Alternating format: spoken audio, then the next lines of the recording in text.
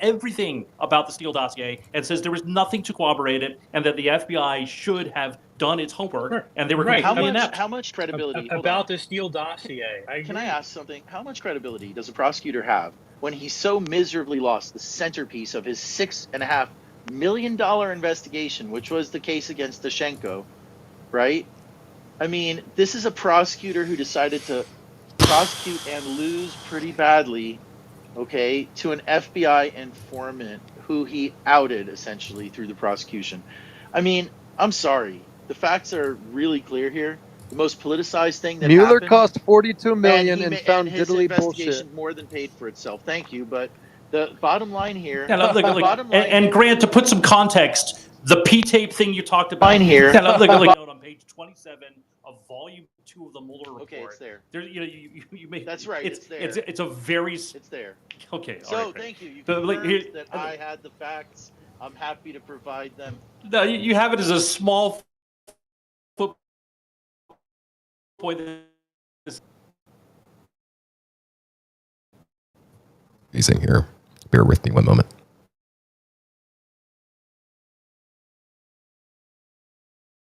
Hurt your feelings, it's fine. Then you need to find some new facts to make your feels better. But the facts are the facts. Mueller addressed. No, the facts are the facts. Okay, I'll just let the audience decide what sort of import you put on it. Bottom line, Grant, I'm curious. Go back to the Durham report. Exactly? Look. Well, let's go to Ian because he also tried to use Ian's favorite line: "Facts don't care about your feelings." So go ahead, Ian. Oh, that's nice. Yeah. So I read the Durham report.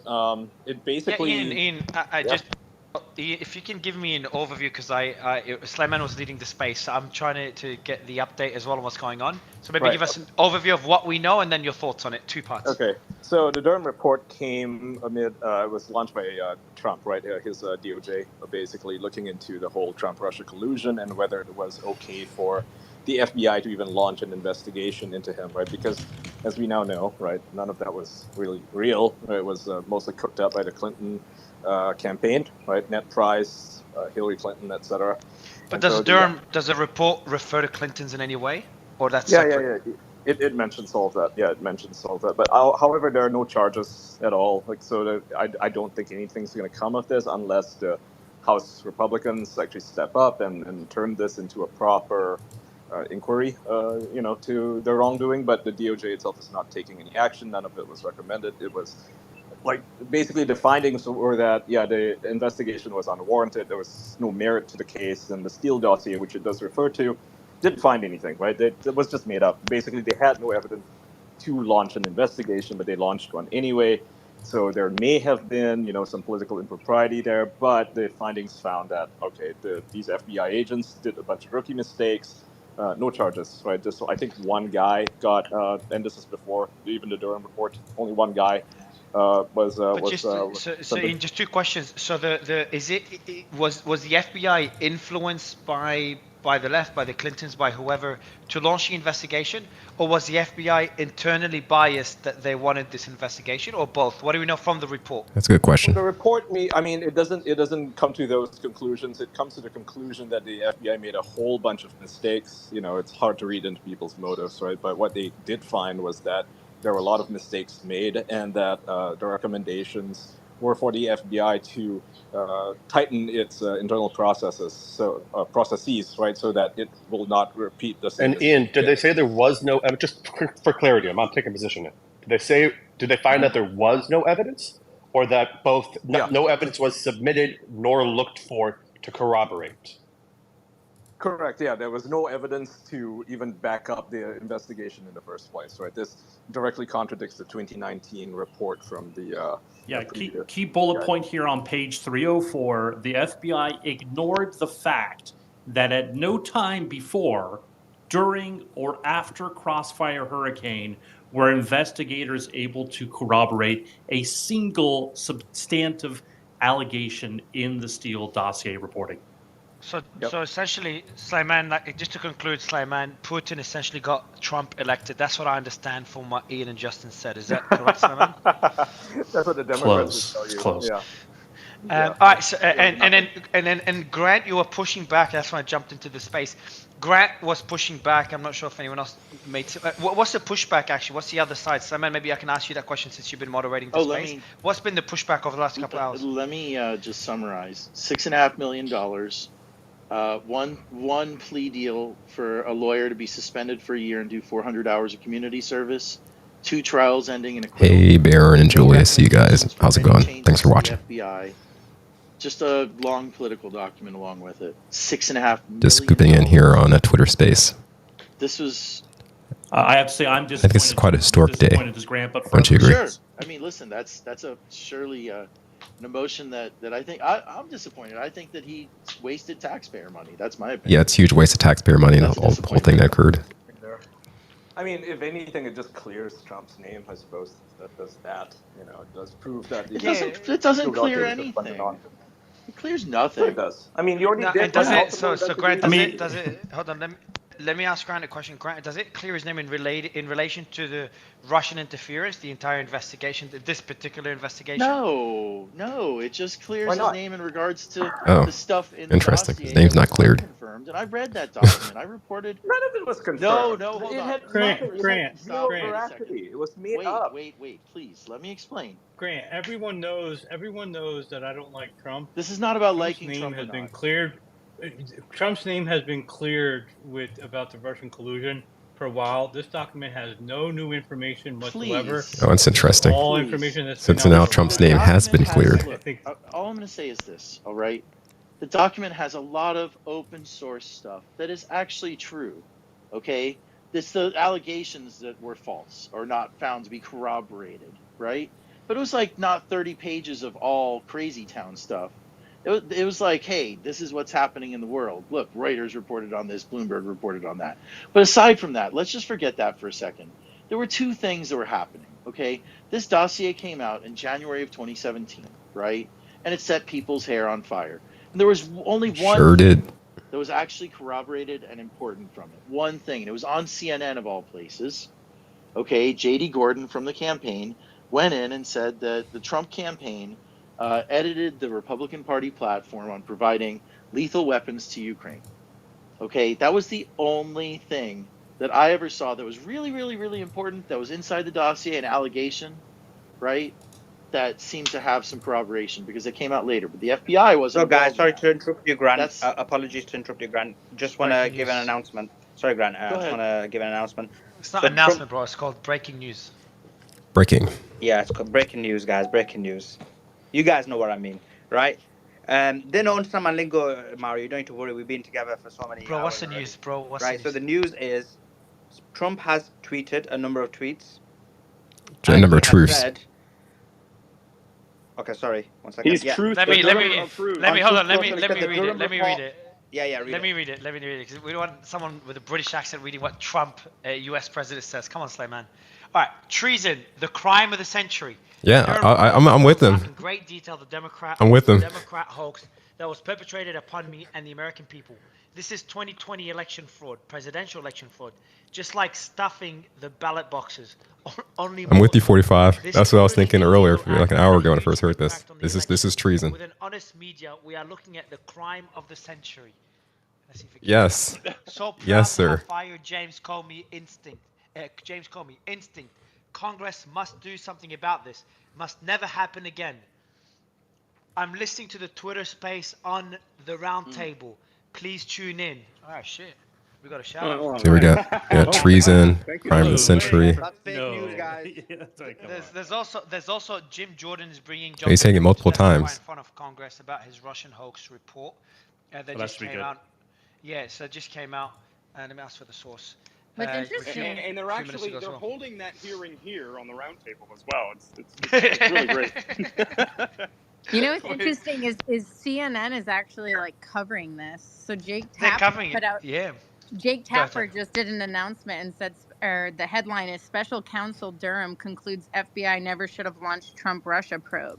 So it's kind of interesting seeing CNN not just like agreeing to do the town hall with Trump that really like elevated him, but now they're actually covering. Didn't he also say that something along the lines, paraphrasing, this looks bad on the FBI and it exonerates to an extent Trump? Yes, he Yep. did. He said that, I'm yeah. watching the coverage right now. And then yeah. Anderson They produced Cooper everything of what some actually put out Republicans a vote thing for. It is yesterday where he, regardless Can like, someone outlined send me devastating can to someone the clip where he FBI. said that? Whatever. If someone could send me that Yeah, I'll section, send it. that's Yeah. impressive. there you That's go. really interesting. I'll get it censored, man. We gotta I mean, Trump, tweet like, that out. regardless of what you think of Trump, whether you like him or dislike him, what happened was a crime. I mean, I think it was a crime, right? Someone needs to be charged with this. I don't think what happened to him was okay at all. They lied about him, and they destroyed America's relationship with Russia, right? Prior to this, America and Russia were, I would say, on okay terms. But then, they pushed this Russia collusion narrative, and it got probably half the country to hate Trump and to hate Russia, and now we're embroiled in this World War III, pre-World War III-esque scenario because America has broken off its relationship with Russia. It all based on this lie, right? This fabrication manufactured largely by the Clinton administration, the Clinton campaign, and they pushed it for what, 4 years, right? And I When mean, did the sanctions between it pulled away from his ability to lead the country. I mean, like, you can make any argument you want about whether he was a good leader or look not. when But did this certainly sanctions put a when did damper on America his start leadership. sanctioning Russia? Okay, tell me that. What year was that? Like last year. No, But no. that's not Come regardless of the on. point. Give me a better. You get two more guesses. No, you know the answer, No, so I'm sure you can come tell on. me. You're making up a No, story you've got here. the answer. Don't ask rhetorical questions. It's not a Don't ask rhetorical rhetorical question. It's a question with an answer. I'm not sure he's making up stories. When did America start? 1928. The video, Mario, if you want to play it. Thank you, Heather. Yeah, I'll play it now. I'm just joking, Grant. I'm just trying to quell the like, beef. you probably wouldn't have had the first impeachment if it wasn't for this Russia collusion thing, because this all led to the first quite the impeachment. opposite. If he had done this, regardless of Russia, that you're wrong on. You can't do the same one. Yeah. What's that in the background? Oh, Lev, your family sucks. Yeah. Yeah, it's Lev's family. Yeah. It's Lev's family. Yeah, sorry. Go ahead, Lev. I was going to say. Go ahead. Okay, here's Parnas. He's making another bias point because he really doesn't like his former associate Trump. Saying that led to the first impeachment is he's totally wrong. The first impeachment was right. He should have got impeached. What he did with President Zelensky and what he did with Ukraine was criminal. He basically extorted him for an announcement into getting information about Joe and Hunter Biden, and I was extremely involved in that.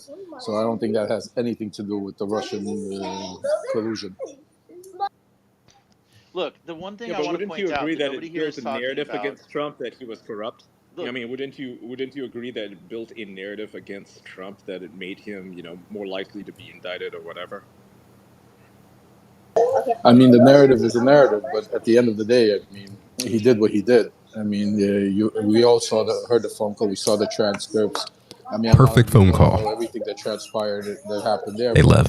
Trump did everything in his It was a power. perfect phone call. Get Zelensky, and before even Zelensky, I mean, it all started out with Poroshenko.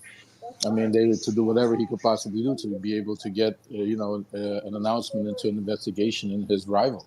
So I mean, the impeachment has nothing to do with that. Can I mention something that people are kind of gliding by, which is that the thing that really set people's hair on fire happened after the dossier came out, which was that it was revealed that Donald Trump had a meeting with a Russian lawyer named Natalia Veselnitskaya during the campaign at Trump Tower. Actually, his son had the meeting. I'm sorry, Donald Trump Jr. and the Agalarov family, who put on the Miss Universe pageant in Moscow, right? And I'm not going to get into all the details, but that is what. How about the detail that The Trump details Jr. are walked out in nonsense. 5 minutes? Stupid. Right. He walked out of that meeting in 5 minutes. That's what he says. But we got the emails, all that stuff. They didn't charge him. Fine. It's done. But You have emails where he replied with like one word, and that was it. And that was the basis for the entire Russian. If you can let me finish, okay? Go ahead, Grant. You guys always say, why the narrative? Yeah. That's one of the big reasons why. And I interviewed Rob Goldstone. I interviewed the guy who set that meeting up. Okay, I actually produced the interview with Scott Dworkin. It's on our website. Okay, we've all, I'm going to tell you right now that woman, not Natalia Veselnitskaya, is connected to the Russian government. Okay. Grant, Grant, also, for you to say Trump's that's the reason relationship. for the narrative is completely missing the fact that you have a weaponized. Conflict. Can I ask you a quick question? I'm trying to understand. I'm going through all the comments from the audience and reading CNN and Fox on how they're covering this. Does the report say that this was that explicitly, not us implying? I'm just curious. Does it say this was politically motivated, or this was there was not enough evidence to start the investigation? Which was what was explicitly said in the report? They chalk it up to confirmation bias. I just put the 12 points at the top of the nest there, but the main situation was it was confirmation bias. They didn't look at anything else. They were completely biased against Trump, and they went against it. And there was no reason to actually start this thing, and there was no evidence whatsoever throughout the entire piece. I mean, just read the 12 points there. Page 304 in the report.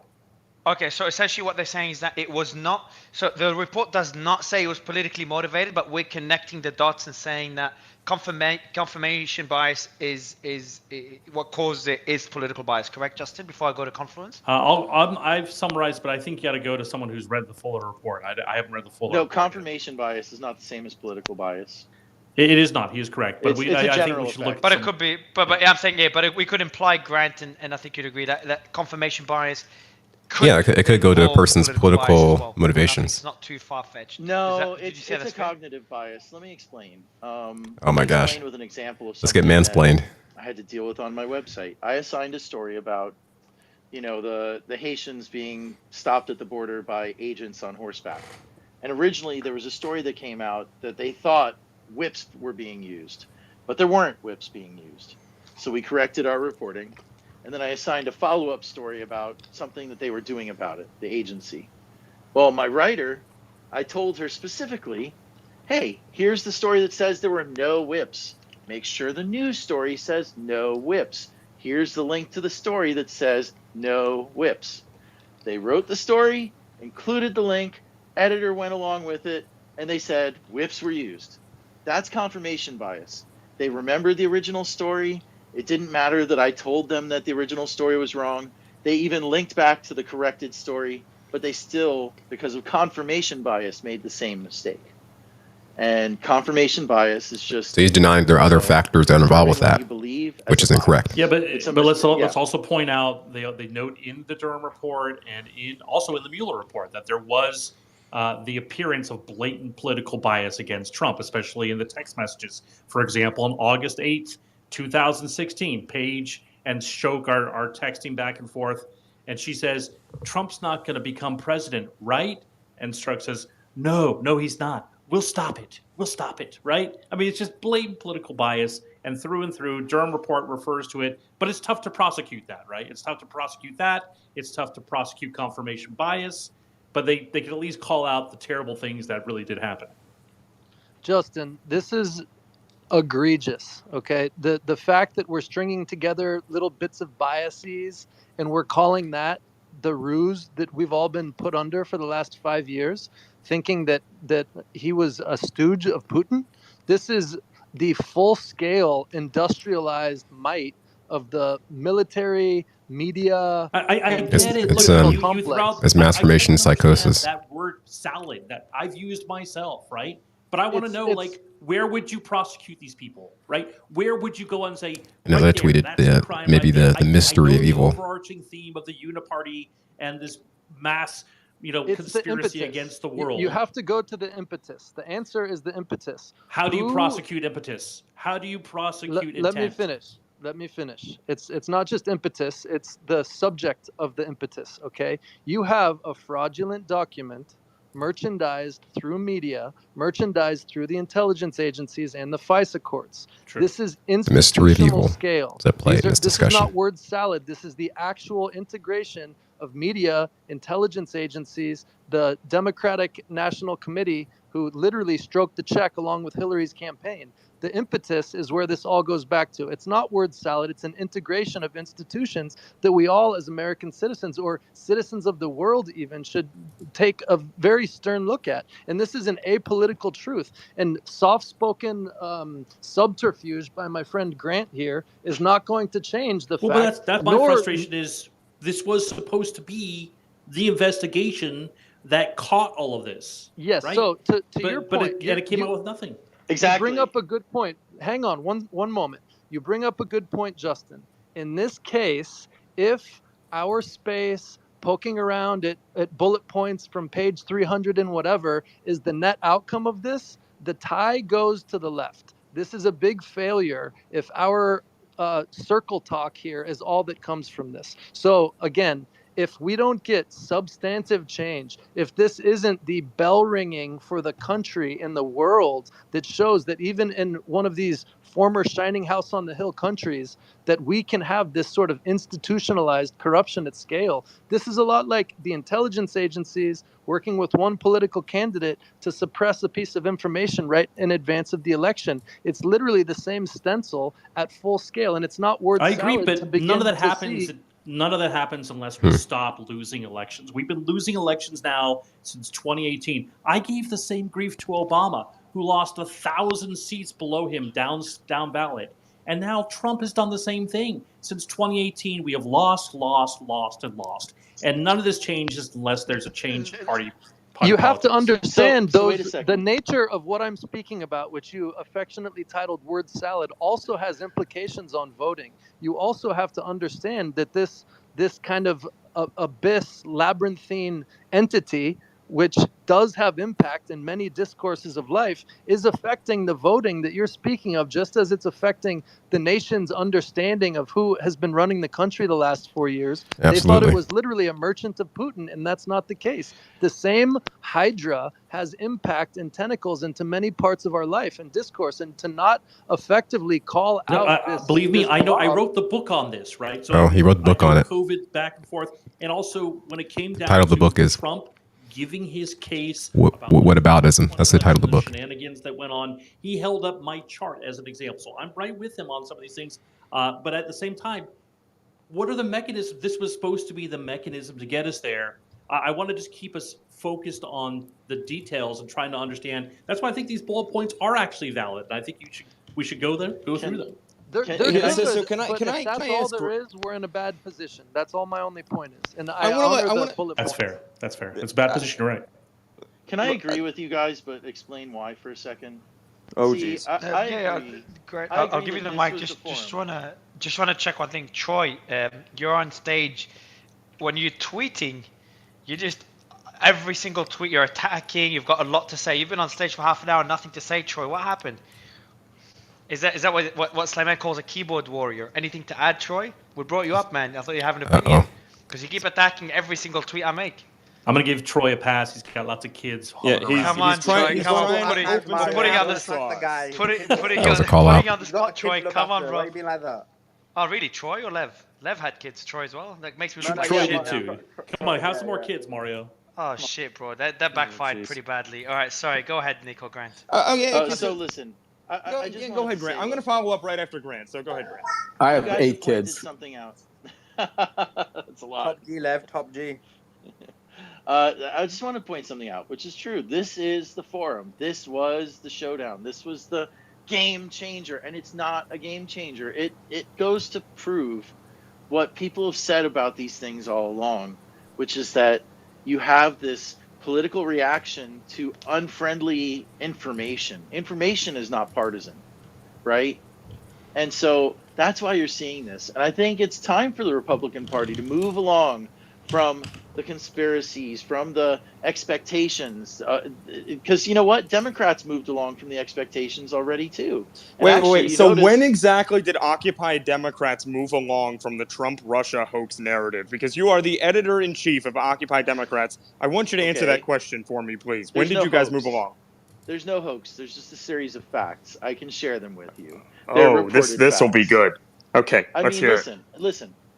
Just for example, a month before the Trump-Russia meeting, a month before that meeting came out, I reported a story. Trump's lawyer lied. He does have Russian oligarch connections. And it was a picture of him with an oligarch, Michael Cohen, right? This was pictures we damning are just absolutely damning evidence. Put him in jail. Look, it didn't put anybody in jail. It's just a fact. There was a story with a headline. Cohen, I have no ties to Russian oligarchs. Cool. Okay. So Michael Cohen found me and blocked me because of that on Twitter. I didn't tag him. I didn't insult him. I didn't do anything terrible to him. He just blocked me, right? So if I go to CPAC, right, and I take photos with a bunch of people because they see me on, TV and stuff, doing stuff, and I take a photo with someone that asks that I've never met, and that person turns out to be a Russian Yeah, just oligarch, posted does this that here. mean I have Durham ties? Court bottom page 81. Only if you're highlight in section real estate. with the claim if you sign a of contract how Hillary with that Clinton person is in the influenced back here. room of the hotel you own in Vegas, you might have Russian oligarch ties. Okay. So anyway, so just let me finish the story without interrupting. It won't hurt. So It won't what take was too the long. I what was the promise. document? You're always finishing a story. I mean, stories try, but take a before long I time. can say Grant, anything, I Grant, get quick blown question. out of the water. Hey, what Grant, about this unrelated Grant, thing? Grant, what was the Yeah. Grant? What was the document he signed? What are you talking about? It was the contract to bring Miss Universe to Moscow in 2014, and to finish the story as fast as possible. Guys, it's over. Shh. See, there you go. No, but to if you just talk over me, I can't finish. So, but just Lev, what were you finish gonna the say? One story, second, Grant. shush. 1 second, Grant. So his collusion is bringing a beauty pageant to No. Moscow? Jesus Christ. No, 1 second, No. guys. Guys, shut up. Guys, sorry, just a quick one. So let Lev answer. Lev, what were you gonna say? You were gonna back I Grant was up? going to back up Grant on one thing. Trump does have a lot of ties to Russian oligarchs. He's friends with a lot of Russia. He's also I'm sure, Lev. had a relationship with a gentleman by the name I'm of sure. Felix Sater that was very well connected to Russian oligarchs. Felix Sater worked for Trump, and they did business together. They even Soho Trump Tower in Soho was built with Felix Sater. So that is a fact. Okay, but Lev, you also just said that there was no collusion. Trump-Russia I agree collusion. with you, and that's what I said from the beginning. I said there was no. I do not believe that Trump himself colluded with Russians, but that doesn't mean that he didn't have people around him that were trying the to. Miss Universe stuff. The Miss Universe stuff was like from 2014. Statement on report by Special Counsel John Durham. No, That's I'm what not the talking FBI about the says. Miss Universe. I'm just talking about saying for a fact that he does have friends with Russian oligarchs, and that he does, have people associated to Russian. There's no real apology here. Russian oligarchs, and that's not to say that they were not trying to get Russian help to interfere and help Trump get elected. But again, I did say that I have no evidence or no proof that Trump himself was involved in any Russian collusion. But that doesn't mean that there were not people around him that were not trying to somehow help and get that situation going. Lev, you've restated the same point like 7-8 times. I wonder if, it seems that your point here is that secondary declaration after what you posit as your first one, which is there was no Trump collusion. However, and you always emphasize this part, many people around him were very certainly it's collusion. However, anchoring to this, and if this was material, those are. I'm just stating facts first of all, and second of all, that's why there was an investigation, because there were people that were trying, and you can't. Yeah, he kind of overemphasizes and beleaguers the point. Dossier that was opposition research that was then weaponized and laundered. That's called a false narrative, and you guys are so obsessed with it because that's why there's a report about a dossier, but it doesn't get into all the other stuff. And if you let me finish my little story, you'd see why. I mean, no stories, little, Grant. Like no more close to that. 30 seconds. Go ahead. 30 seconds, Grant. Great. So I published this story. Cohen blocks me. A month later, the story of the Russia meeting during the campaign pops out. The photograph in my story has 4 of the people out of the 8 people in the room in Donald Trump's campaign meeting with a Russian lawyer linked to the Russian government during. What year was that meeting, Grant? That was the 2016 meeting in Trump Tower. So in 2017, I reported on a 2014 meeting. Then a month later, the 2016 meeting with 4 of the people from the photo comes out. That is why people are like, well, geez, I wrote a story that said Trump knows the guy who set up the Rush thing because I had the picture right there. And you can't discount Manafort's relationship with Russia. Not at all. You can't. I mean, that is like complete. Everybody's just trying to look past it. And there was a reason why Trump pardoned Manafort, because Manafort kept his mouth shut. But again, that doesn't mean that Trump colluded with Russia. There's other things that transpired, and there were other things that they were trying to do. That's a pretty sneaky guy. But I do not believe that he himself. Hope you can understand, perceive his tactics. Russians. I don't think he's smart enough for that. Oh, nice little backhand. Very nice, Lev. and that's that.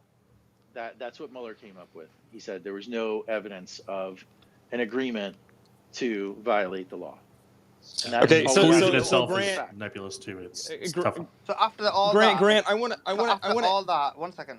So basically, sorry, I'm gonna go straight to Nick anyway. But basically, what you're saying is, after all that, giving us various stories about pictures and whatever it may be, there's no evidence of collusion. Go ahead, Nick. So I just want to go. Let's remind the audience here that Grant, you are the executive editor of Occupy Democrats, which is a very stand-up A1 news organization. I say that with my 100 out of 100 rated by NewsGuard Technologies. They're I don't know what rater. the fuck that means, but that's NewsGuard is we'll important. go with whatever you say. But anyway, Okay. so I just want to see if you guys can maybe address the headlines that have come out at some point where Trump Tower is a Nick, hotbed of Russian mob activity. Nick, I've never heard you be so fire before, bro. Go ahead. Well, yeah, because I'm not in the co-host would spot. you like I for can me to actually say my share? opinion. Would you like for me to share a link with you? No, let Nick finish first, bro. No. So I just want to know, like, okay, so you declare that, and actually, this one's good. It's via at Grant Stern. Trump Tower is a hotbed of Russian mob activity. Watch this video. Let's see here. Intel officials just confirmed that Jeff Sessions has been colluding with Russian government for Trump. That was also via Occupy Democrats and Grant Stern, so that's good. And we're talking about, okay, here, the first concrete link between the Trump campaign and Russian military intelligence in 2018. There you go. What okay, go for it. Wait, so let's try to explain some link. of this. Have you walked any of this back? Have you clarified? I mean, if I can go on all day. You're just reading headlines. I am headlines, but correct. You're not reading They're the your stories. headlines. Read the facts. So anyway, read the rest of the story. Why are headlines so inflammatory? You're just reading headlines, but you got to read the articles themselves. He retorts, which is not really a proper retort. After FBI wiretap at Trump Tower, March 21st, 2017. Here's another one. So Grant, before you go ahead, and you do need to, I'm going to let you explain because obviously there's been a contention against you. You need to back your point up. But I just want to clarify one point I'm not understanding. Are you saying that your headlines, because the way you phrased this, I'm giving you a chance to clarify. Are you saying I just don't have the headlines in front of me. No. Are you saying Grant is headlines coming are off based like on Jennifer facts? Rubin right now. Are you saying your headlines are not based on facts? Is that what you're saying, Grant? No, the headlines are based on facts. We have to understand that those stories were written when I was a writer, and I didn't write the headlines. I wrote the stories. So those I actually did not have editorial control back in those days. I was just a writer. So I'd write it, give it to them. They would publish it. They would put the headline on. And have you guys corrected any of these stories, or do you still stand by? Well, if there's something factually wrong with it, then we correct it. But you didn't say anything. You just read the headlines. I don't know what story you're talking about because, I've only published like 3,000 stories or something in the last 10 years. You got to kind of help me out here. That one seems big enough to kind of ring a bell, though, no? I mean, it's a pretty big indictment there, no? What? Direct link between just Russian another day military at the intelligence? That's another day at the office when you're covering Trump, yeah.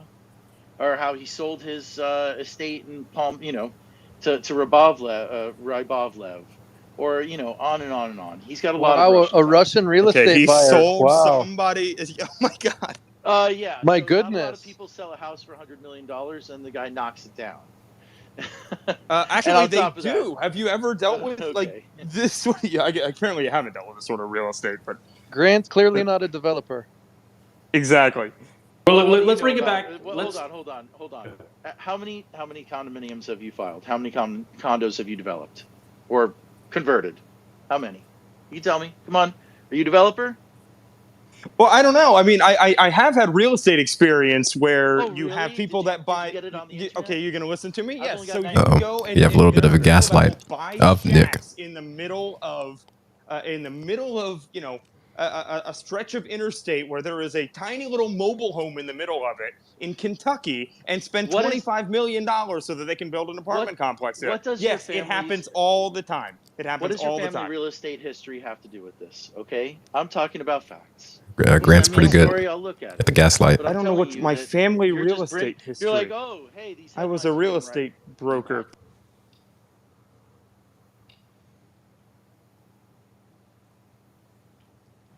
But okay, yeah, well, okay. You guys don't deal in facts clearly. You can try to make charges at my family. That's case closed. You know, nothing else to say. I mean, if you wrote 20 headlines a day for about 3 or 4 years, you might not remember every single story you wrote 5-6 years ago. But you the are ones that charging that the federal, that the president of the United States has having the Russian He got to his position for a reason. come and visit him, and you can't remember that story? Those stories are pretty easy to back up. But whatever you're talking about, send me the link. Go ahead. You can DM it or whatever. Guys, he didn't only, he didn't only deal with the Russian mafia. He also dealt with the Italian mafias. So I mean, Trump has an extensive history of dealing with shady characters and mafia. I mean, including you, Lev. Okay, But let's go to Sarah. Every real estate developer in New York City has to deal with the mob, or else you don't get your licensing. I agree with you, but not every real estate becomes the president of the United States. So I mean, Lev, can I ask your turning point, Lev, when you came to this moral high ground from the trenches in which you used to inhabit next to our former president? What was the turning point of this great moral awareness that you seem to now be in the glow of? I stopped drinking the Kool-Aid after I got arrested and saw exactly what was going on. And you switch flavors of Kool-Aid. In Giuliani's hotel room while I was sitting in jail and listening to Trump's lawyers telling Giuliani that it's time to walk away from him and we need to shut this thing up. So I realized that, you know, they were never out there for the truth, but they were all using it for their own personal advantages. And then I had a lot of time to think while I was incarcerated, and it came to me, and now I understand the truth. Wow. All right, let's go to Sarah real quick, and then Doc is on the stage. We'll bring him up to Sarah. Tell us your thoughts as we head into hour number 3 or 4 here of what we're doing. I wanted to ask Lev something really quickly because he said it a few times. Lev, you've said a couple of times that people in Trump's orbit could have been colluding with Russia, but not have told Trump, or Trump would not have known. Why would they do that on his behalf and yet not tell him? And then I want to know from Grant, I just want a yes or no if he supports the findings of the Durham report or if he is going to report that this is fake news. But Lev first, please. Well, I didn't say that Trump didn't know, because Trump is a micromanager and he usually gets involved in all the conversations and a lot of the informations get brought up to him. And just like he did with me in Ukraine, he tells people to go and search for it and get it done.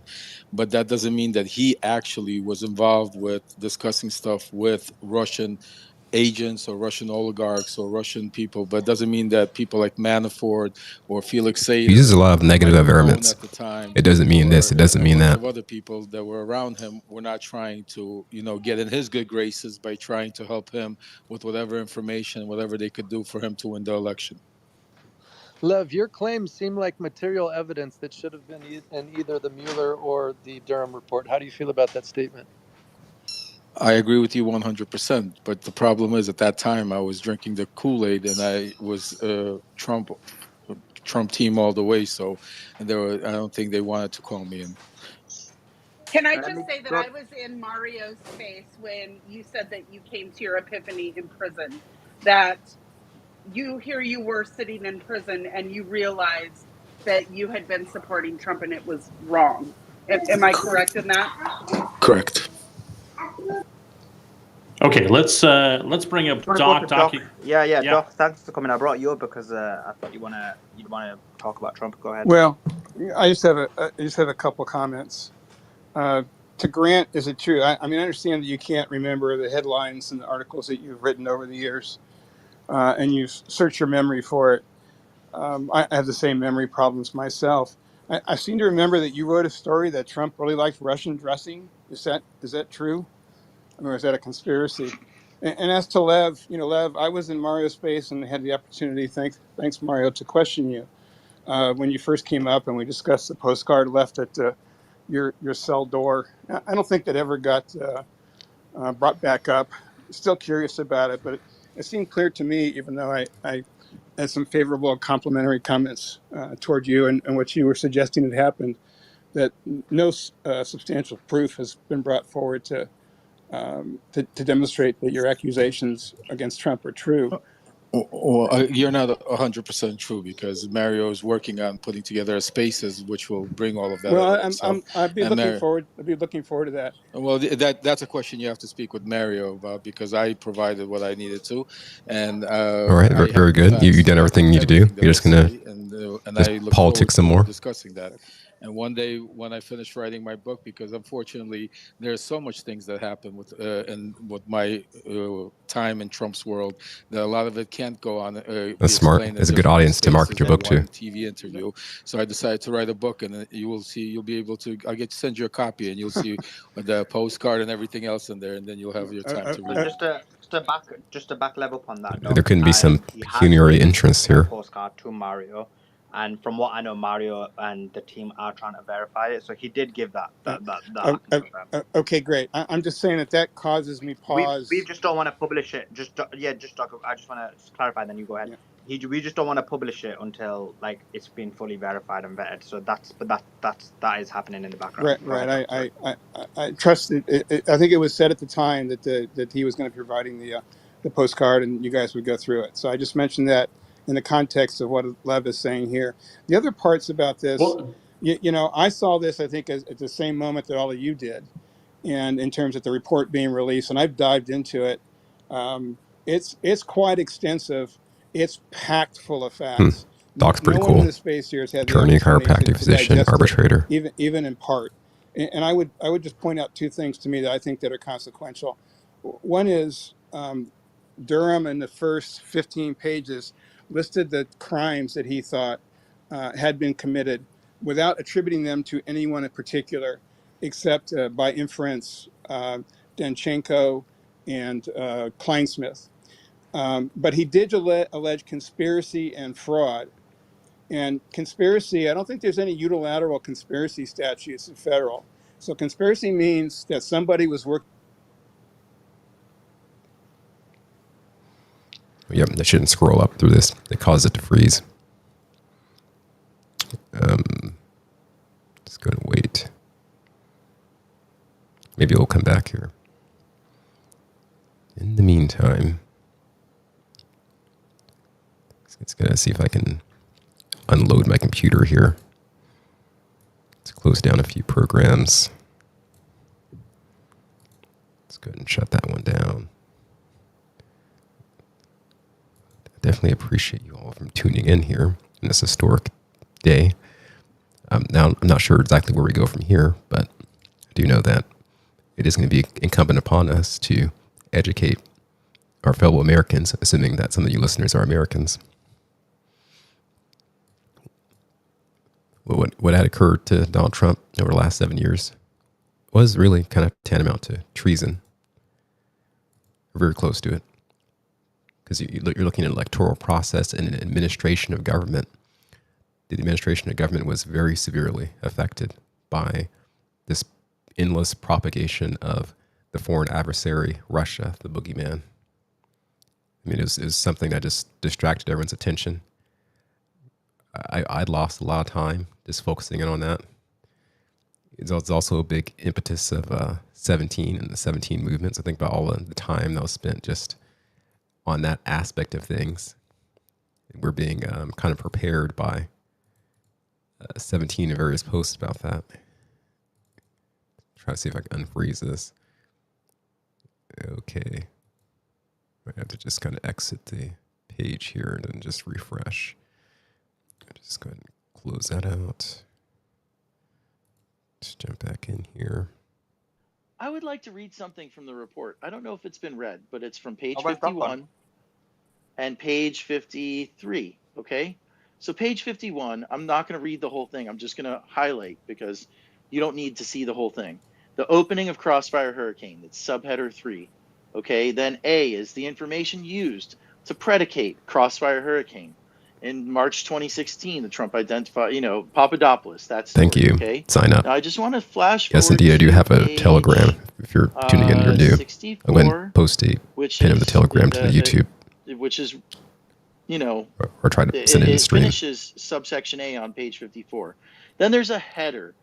The lack of intelligence information supporting the premise of Crossfire Hurricane. This is page 64. Now it says, The first sentence of that, as an initial matter, there is no question that the FBI had an affirmative obligation to closely examine. It's called the paragraph 5 information. That would be the information about Papadopoulos. Okay? That's what it says. All right? No question, affirmative obligation to closely examine. Yeah, the rest of that paragraph at the end there. Nevertheless, the comparisons below are instructive. We discuss our observations regarding the investigative approach to Significantly, allegations. they opened a full investigation before any preliminary discussions or interviews were undertaken, that he writes. Okay, so, I mean, the bottom line is there was he some spends the next reason 20 pages to start criticizing looking what at they it. did. Right, of course he does. He's very critical. But he says there's no question there was an affirmative obligation to Sign up. I don't actually see it. And that I'm seems looking to be for the it in the genesis of all Telegram. these big arguments I will that go ahead and still don't post add a up link to to the Telegram anything, to that there the was some stream there if possible. and it had to be looked into. That's what Durham said. How they did it, he disagrees. I'm not here to prove him right or wrong. I'm not writing a book. Okay? He also specifically says that there was zero basis for a full probe. There are different levels of investigations. Well, that's his opinion, and that's but that's the main thrust. There was a full probe here, Grant. So like to just try and glom that together. But the entire thrust of everybody's argument is that there should never have been a probe. Where he says right there should have absolutely, undeniably been some sort of investigation. But he thinks it just shouldn't have gone further. That's all. But you're glomming together the phrase investigation and probe, and those are two very different things. Not really. And that's the point. Probe. When people are saying there shouldn't have been, well, if there's a tip on something, they have to investigate and see whether there's any basis to support the tip. That's what he describes in this report, as opposed to a full probe, which goes on for which is the genesis for a 2.5 year Mueller report. That's a completely different thing. That's why it was in the news for 2.5 years. Yeah, but no. Honestly, the Mueller report. Mueller gets appointed, right? Everybody's like, whoa. But I thought the biggest thing that came out happened, and Mueller didn't know about it at the time. From what I recollect from all the reporting in 2017, Mueller didn't come on to investigate this meeting at the Trump Tower with the Russian lawyer. But and I'm not going to get into all the reasons why she's someone they should investigate. They indicted her later. But, that came out later, and that's what breathed all the life into things. At that point, all of a sudden, everybody is like, hey, there are emails.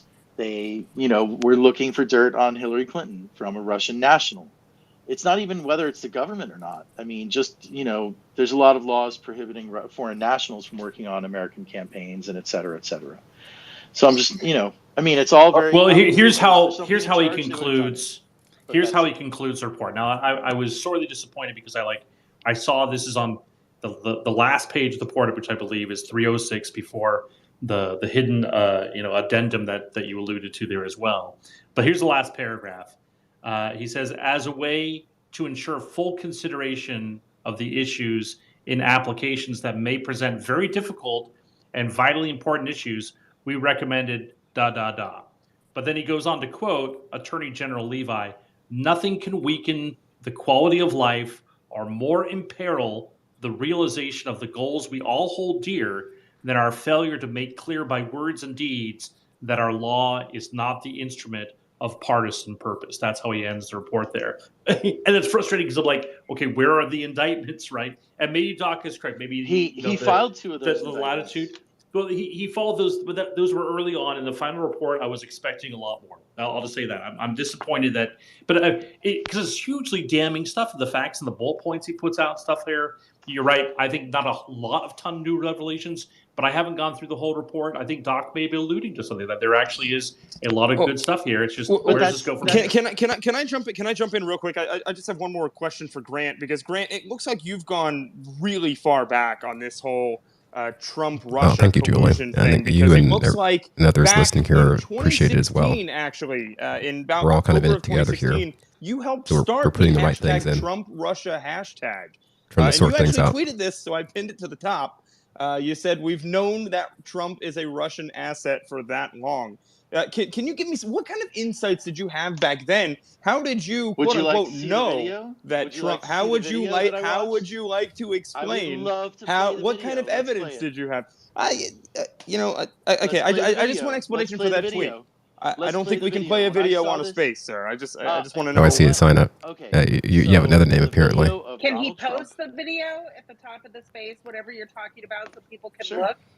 Okay, Yeah. why don't you do absolutely. that? And by the I mean, way, you can post it, but you listen. should explain it as well, like Nick said. Right. Yeah, sure. Listen, I'm somebody who's been working on this, reporting on this stuff for 7 years now. So I know a lot more today than I knew back then.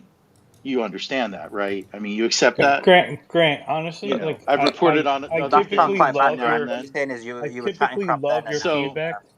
so I typically understand. And love again, your hold on, feedback, hold on, Grant. guys, hold on. can everyone stop? Slayman, Joa, and Grant, you're talking at the same time. So Slayman, hold on. What was your response, Slayman? What did you say? Well, I was saying that his argument that it's now 7 years on is kind of ridiculous. Basically, if you're making insinuations 7 years ago, you must have evidence for it. You can't now claim that you know. Oh, sure. No. I have some. That's I'm not totally saying that I unacceptable.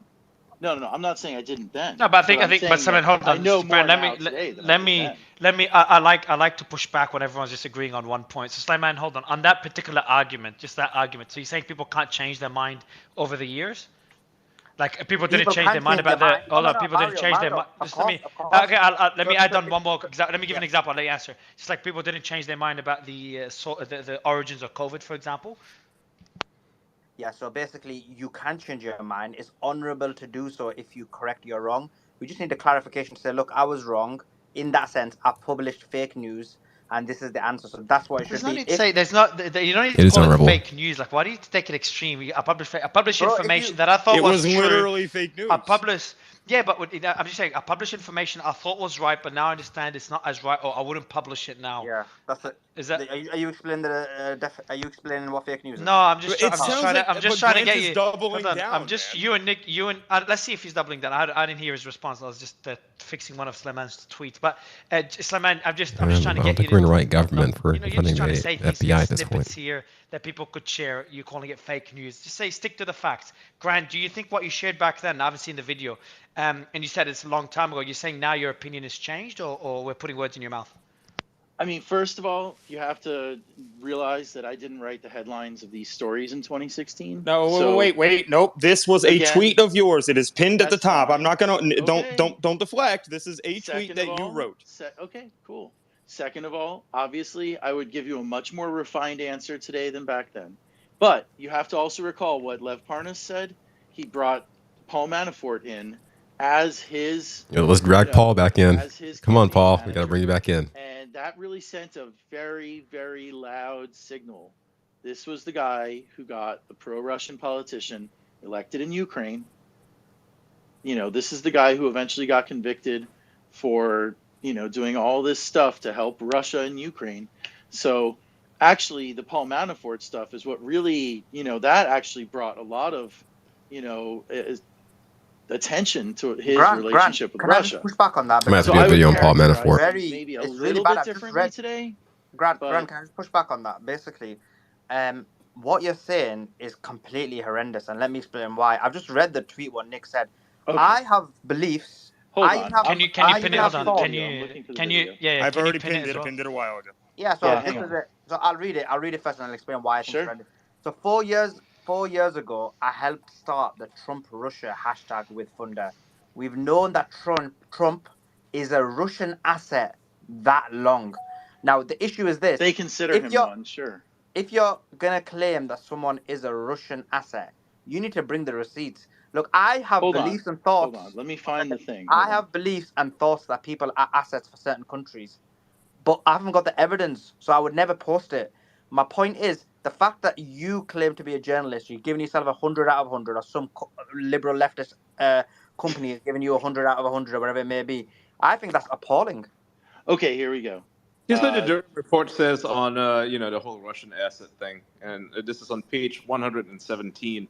It says, thus, the FBI had no intelligence about Trump or others associated with the Trump campaign being in contact with Russian intelligence officers during the campaign, at least as of early 2017. So this idea that Manafort's aide, Klimnik, was a Russian spy, zero evidence whatsoever. A bit of a None. ratio here. The Mueller report might You wouldn't be disagree with you. posting fake news. Yeah, fuck the Mueller report. We're reading the Durham report here. The Durham report doesn't. The Durham report, the guy who spent $6.5 million to get nobody in prison. Mueller put a lot of people behind bars. He convicted $42 people million only behind bars for process crimes. Let's get it straight here, bub. Process crimes. Okay, dude.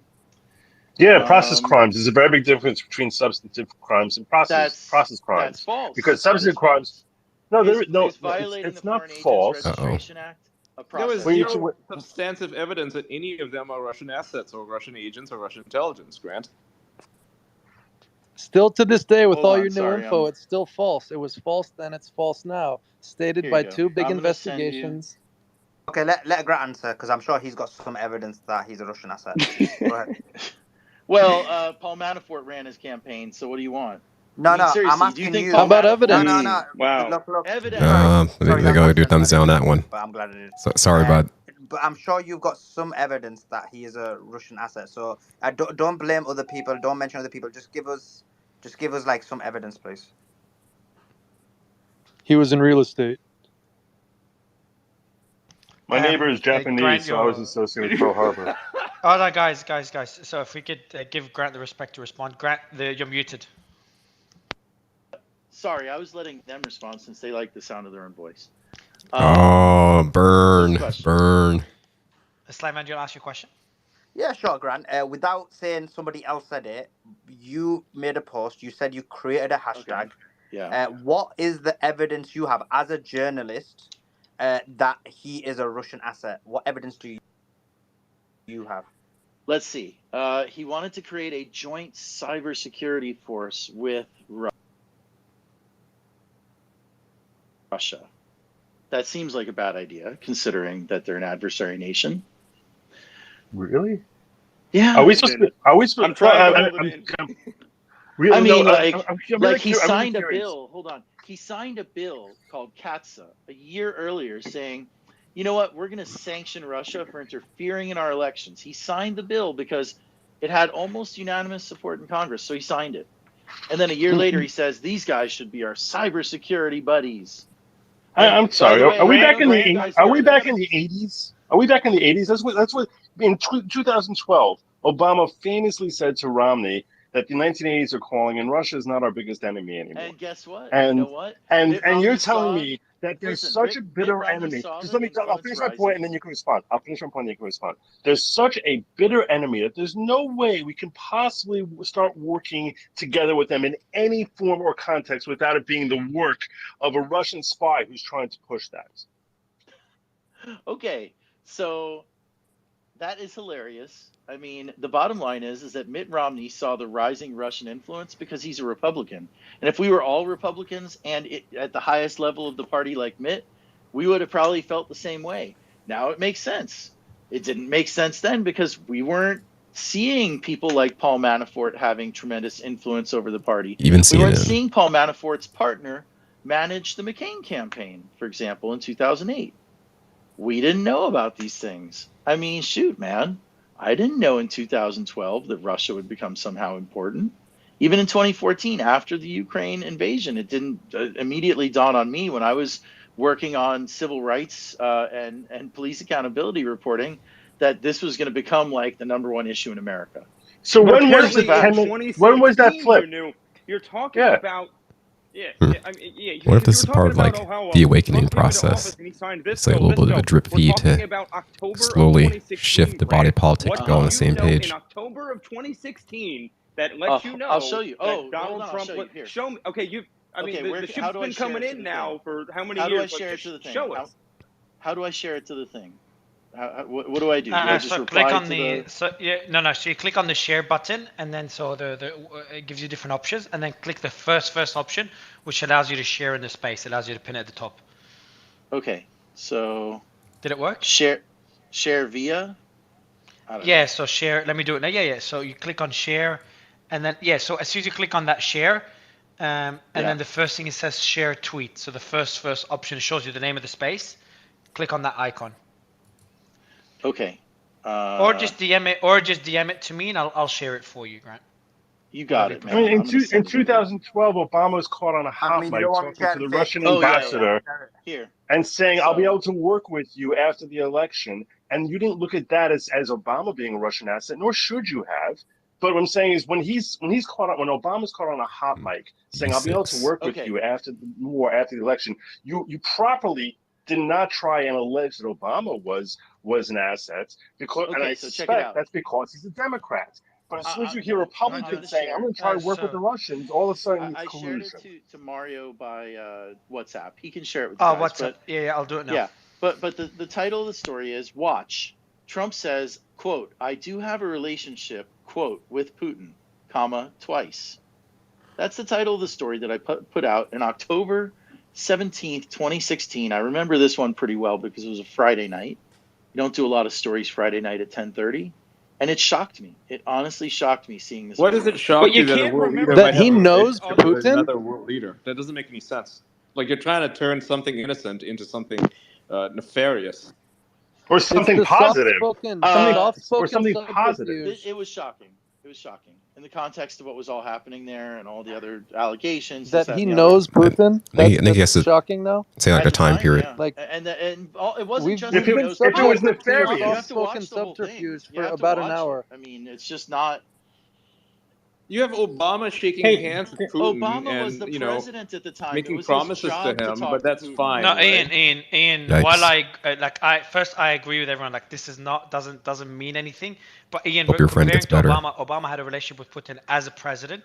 So I think, Grant, your concern, I'm trying to understand it here, just to balance the discussion. Your concern is that Trump had a relationship with Putin prior to becoming president, and that is a point of concern in your opinion.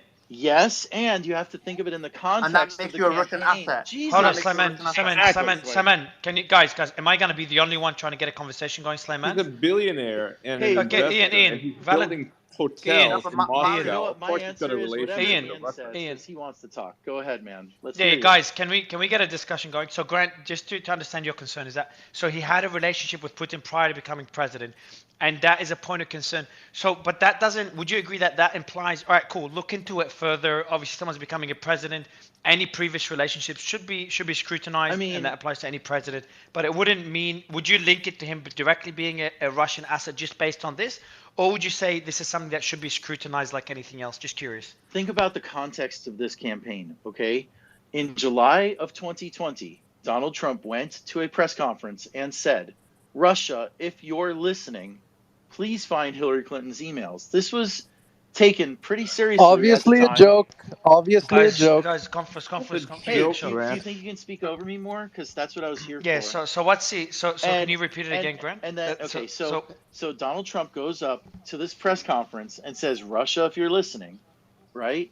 And then he spends the entire rest of then he fires Manafort after Manafort's links to the Black Ledger in Ukraine and his ties to Russia start pouring out, and he's denying all these links to Russia. While simultaneously, we found out from Felix Sater that he was trying to develop a Moscow Trump Tower. Okay, we're going to relitigate. So he was denying, he was doing Russia's business dealings and Trump's business dealings in Russia. Okay, so Grant, let's walk this back just a little bit. Oh, you know what? Let's walk this back just a little little bit. bit. Okay, so Grant, hold on. So walk it Grant, back. yeah. So Nick, maybe the first one, the third one, Nick, I'm curious about. Can you? Because I'm learning all this and I'm trying to be objective here. On the third point that Grant made, and ignore everything else I said before, because we'll get back to that in a bit. Because I will go back to Trump being a Russian asset and how this could mean that, because I just don't find the link. But that's secondary. Nick, on the third point that Grant made regarding Trump having business relations in Moscow but denying it, can you tell me more about the story, Nick? What story is referring to? I really can't, because of the fact that Trump has had business in Moscow and plenty of other places around the world since he became a real estate developer back in the 70s. That's not my question, 80s. But Nick, that's not Nick. My question is not whether he had relation. I think him being friends with Putin, having business relations in Moscow or any other country, that's fine for a billionaire with business around the world. I understand it's fine, should be scrutinized. I think we all agree. Scrutinized doesn't make him guilty. These are two different things. But my question to you is, Grant said that, and maybe someone else could give me clarity. Grant said that Trump had business relations in Moscow, but denied that. Again, that doesn't mean he's guilty of anything. He didn't But I'm deny just trying that. to What are get you more talking context. about?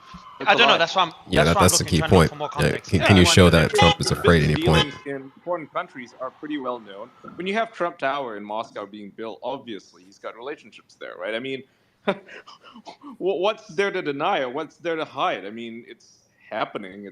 It's out in the I open. think I mean, this I think claim that he doesn't as do I anything. recall, at a So So certain why point, did do you he have deny you have it? a I think company I in think I have an another country answer. you I don't want think to I have have an it? answer to that question, Mario. Logic. I'll just read out what I found here, and then maybe you can give more context, Logic. And again, I'm not linking one thing to another. I'm going step by step because I'm trying to understand your thought process, Grant, and where you stand today. So I'm just trying to break it down and better understand it. So I'm just going to read out here, Logic, and I'll give you the mic right after. So there's been allegations, and again, I'm just reading out as it is. So I'm not sure what it says. There's been allegations and conflicting statements regarding Trump's business relations in Moscow. During his presidency, Trump and his associates faced scrutiny over potential ties to Russia and the extent of his business dealings in the country. That's fine. Nothing concerning there. Scrutinizing a president should be done for every president. During the 2016 campaign, Trump repeatedly denied having any business relationships in Russia. However, subsequent investigations revealed that negotiations for a Trump Tower project in Moscow were ongoing during the campaign. The project, known as the Trump Moscow Project, was pursued by Trump's former attorney Cohen, and a letter of intent was signed in 2015. However, the project did not ultimately come to fruition. While Trump's denial of any business relations in Moscow during the campaign could be interpreted as a lie, it is essential to note that the extent of Trump's involvement and knowledge of the Moscow project remains a subject to debate and interpretation. So, last thing is, so this kind of sums up, Grant, your points. To me, Grant, and I'll give Logic the mic to kind of give more context, but for me reading this, Grant, just my quick thoughts is, it's limited business involvement. A Trump Tower eventually did not come to fruition. Again, There's more scrutinizing. there.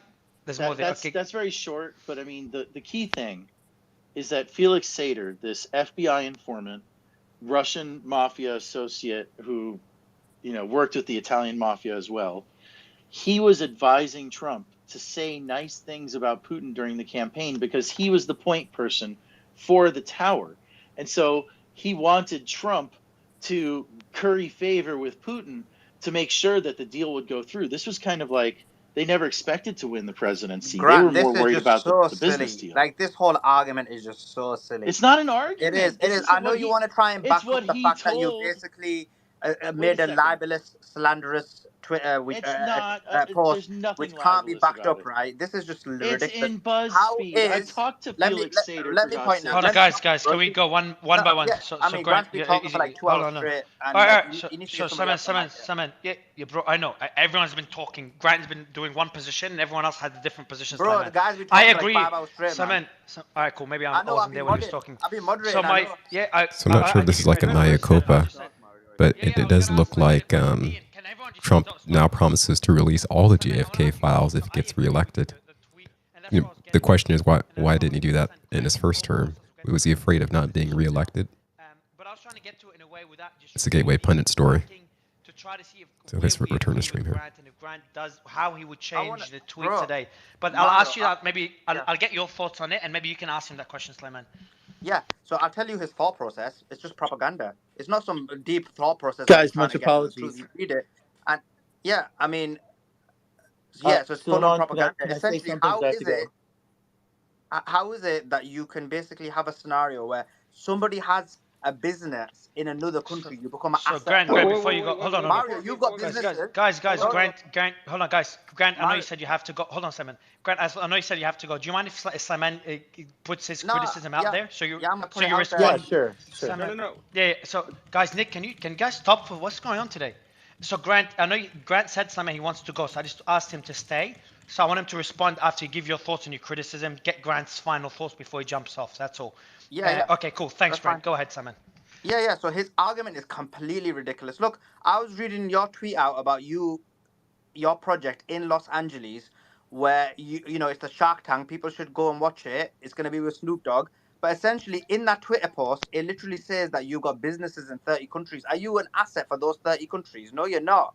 So essentially, this whole argument is so dumb. It's so ridiculous. He's just trying to blag it because he said that Trump is a Russian asset. He can't back it up with evidence, and he's like, oh, he had a business deal with this person, he had a meeting with that person, he did Miss Universe. It's so bad. It's actually, if anything, I would be ashamed to be writing such a post. It's just so bad. Like, this is the reason we're against these type of people. I'm talking about Grant, but this kind of media propagation and propaganda. Like, you need to verify what you post. Like, this is reason I'm saying it is because this is the reason I'm against the mainstream media. This isn't to like get views, and I didn't say this because I was moderating, but now Mario's back, I'm able to say it. But this is the reason why people don't trust the mainstream media. This is the reason why people don't respect them. Yeah, there are many This reasons. is absolutely ridiculous. I will wait for you to come back, but I don't think you'll be able to refute me unless you can now provide substantial, real evidence that Trump is a Russian asset rather than talking about him speaking to a Russian. Yeah, so Grant, I'll let you respond. Just logic. Before he responds, can he just, when he gives the answer, can the answer be why he thought that, why he reaffirmed it in 2020 and still thought it in 2020, not just information he had in 2016? That was actually a response to a tweet. If you look at the tweet, and basically, there's a difference, but yes, in the tweet, where Donald Trump's former employee highlighted all the things that a wonderful Russian asset would do to hurt America, I responded to that tweet. So yeah, so you Grant, can see that I responded to the tweet. Obviously, it's right there. But besides that, all I wanted to say is very simply this. As everybody has said, if he remained a business person, most people wouldn't care. You'd see him, buyer beware doing business with this guy. But when somebody wants to take the public trust of becoming the president of the United States in their hands, and it's an individual capacity position, they're going to be scrutinized. And these kind of dealings are extremely relevant. And Donald Trump's ties to Russia are extremely deep. They go back for over 30 years.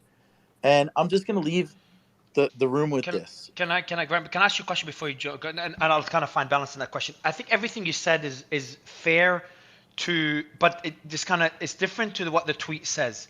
Would you agree that everything should be scrutinized? Fair, 100%. Especially as a president, because Slamman, you compared it to me having business in 30 countries. If I'm the president, I should be scrutinized for all this presence. But my question to you, Grant, is that doesn't immediately mean he's a Russian asset.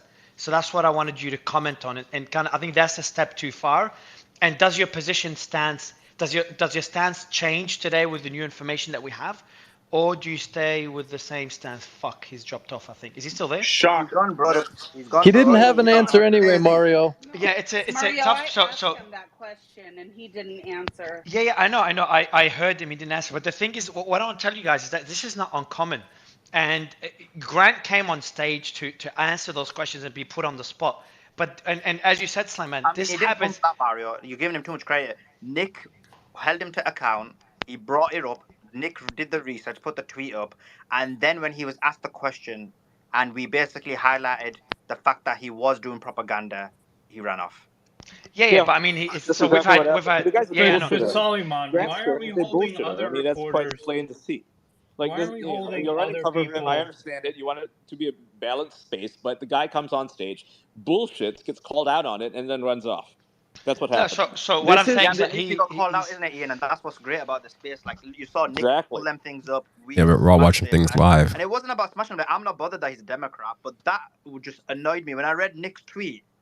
It was just so slanderous, and there was no evidence to back it up. That's what annoyed me, and that's literally what the mainstream. Exactly. I don't have a problem with his position on politics or whatever, but like, come on, if you're coming here and you're speaking to 10,000 people, you come equipped with the facts, right? You don't fucking lie and then expect not to be called out for it. We just sat for, I think, 2.5 hours through some soft-spoken subterfuge, which completely obfuscates the circumstances at play here. We had a political opponent being handed the baton from the prior administration, and the handoff got a little rocky, and they implemented some fucked up things that should shock every human that has any sense of dignity or hope for dignity in the governance structure that's above them. This is horrendous, and we've spent far too long seeing if Trump was in real estate and might have been at a meeting with a guy who owned a thing because they're buying and selling things. This has all been nonsense, and we're stepping over the grave miscarriage of justice that may be in the fact in its final term. If Durham doesn't come with something, we are in a big, bad position as a country and as a world. And to have spent so much time with our soft-spoken, subterfuge-purveying friend has been a miscarriage of our time here. The fact is, this is grave. If either 7 party years. of either Or side of 6 the years. political spectrum had done this to another, it's fucked up. You have Hillary with the stroke of the DNC on the check, commissioning I opposition guess you can say it started 7 years that ago. then is merchandised through the media and has the aid of judicial and intelligence agencies to put one side suppressed against the other. This is the institution, the deep state, the whatever, downplaying the vote of the American people. This is fucking grave. So I wanna ask you a question. So I don't know why I'm first, laughing. what I was saying before Yeah, everyone it jumped is in, quite grave. I agree with everyone's stats, and I'm glad we put him on the spot, and I think we should do this with more people that that share information, That's why especially I'm live. journalists that do exactly what we're fighting against. But I'm the one who sent invites, or not me in this case. It's a battle we're going to win, ultimately. Grant from the team. Grant said he can jump on for about 10 minutes to give his thoughts on this. He ended up staying for 30, 45 minutes. So just the only thing I wanted to say is that him staying there and answering our questions and trying to make his point, which we disagree with. He was on for How long did it hours, stay on bro. for? That's what it felt like. Hours. Oh shit, he was on this space for hours? He was on since the start. Yes, he was. Yes, Mario. Yeah, okay. So what I'm saying is that he came in and he's been answering questions on this point for a while. I want more Did journalists. he answer any questions though? He answered. He just didn't give. Did he he, didn't give though? a proper explanation. That he'd been repeating. All right, guys, I'm gonna. Guys, can I finish my point for God's sake? I want more journalists on the left and the right to come here to face heat on stories they've made, because I see stories that are Yeah, biased come get this every fire. fucking day, and I want every person that tweets something viral knowing it's false and they keep the tweet Indeed. up to getting evidence that it's false just to get engagement, to come here and face the heat. Indeed. And I think we should continue doing this for every person doing that. So now that I'm done with this sentence, I wanted to go back to the CNN story that we tweeted about and we talked about behind the scenes, Simon. I want to get your thoughts on it. So we saw CNN calling this. Let me see. I've tweeted about it. Hold on. Censored was tweeting about it earlier. All right. So we have Jack Taper said it is regardless devastating to the FBI, and to a degree it does exonerate Donald Trump. Let me play the clip, and then I want to get Slayman's thoughts on the particular thing, because I know how critical you are of mainstream media, Slayman. We all are, but you're a different level. Let me play it now. Hold on. It's a 7-second clip. Regardless, the report is now here. It has dropped. And it might not have produced everything of what some Republicans hoped for. It is, regardless, devastating to the FBI, and to a degree, it does exonerate Donald Trump. Regardless. So your thoughts on this, Slayman? That's a quick clip from Jake Tapper from the CNN. Yeah, I mean, I agree with what he said. I mean, so yeah, he was factually. No, I don't want to. Yeah, you have to give him credit. Okay. Yeah, sorry. Go ahead. Yeah, that's it. No, I want to get your thoughts on CNN and this particular reporting. So go ahead. I mean, yeah. So for that specific comment, I have to give credit. Like, I'm not going to just hate on them when they're in the right. They reported it fairly, and they've done that. And that's all we ask for. It's not that we're trying to say burn down the entirety of mainstream media. We're saying do your job properly. So yeah, he's done his job properly. He reported it very accurately and fairly, in my view. And that's all we're asking for. Now, if they continue to do that, then we can give them credit. The issue is that, generally To be speaking, fair, he is giving a bit of his opinion. A one-off, but let's hope it's not. What I'm curious about, and I want to get Joe's thoughts on this, and Jason as well. What I'm curious is to see whether mainstream media will start trying to become less, because they've seen. I was looking at the numbers yesterday. Trust in news was like 50% I think it was in the early 90s. 50% of people trusted news, television, and newspapers. Now it's about 10%. So I would be very surprised if we don't start seeing mainstream news just for their survival. And we saw BuzzFeed and I think it was Vice declared bankruptcy, or they're looking to sell the business. No, they've declared bankruptcy yesterday. So for their own survival, I wouldn't be surprised if now we're going to start seeing a gradual shift where news starts to become more factual, and hopefully head in the right direction. Far from completely objective, and they'll continue being biased, but at least they'll stick to facts just to hopefully regain people's trust. I'm not sure. I could be wrong, but maybe we'll see that change in the next 10 years. Joe, what do you think? And then Jason. I think the data will show that that's where they need to go, right? Like, these people run research reports.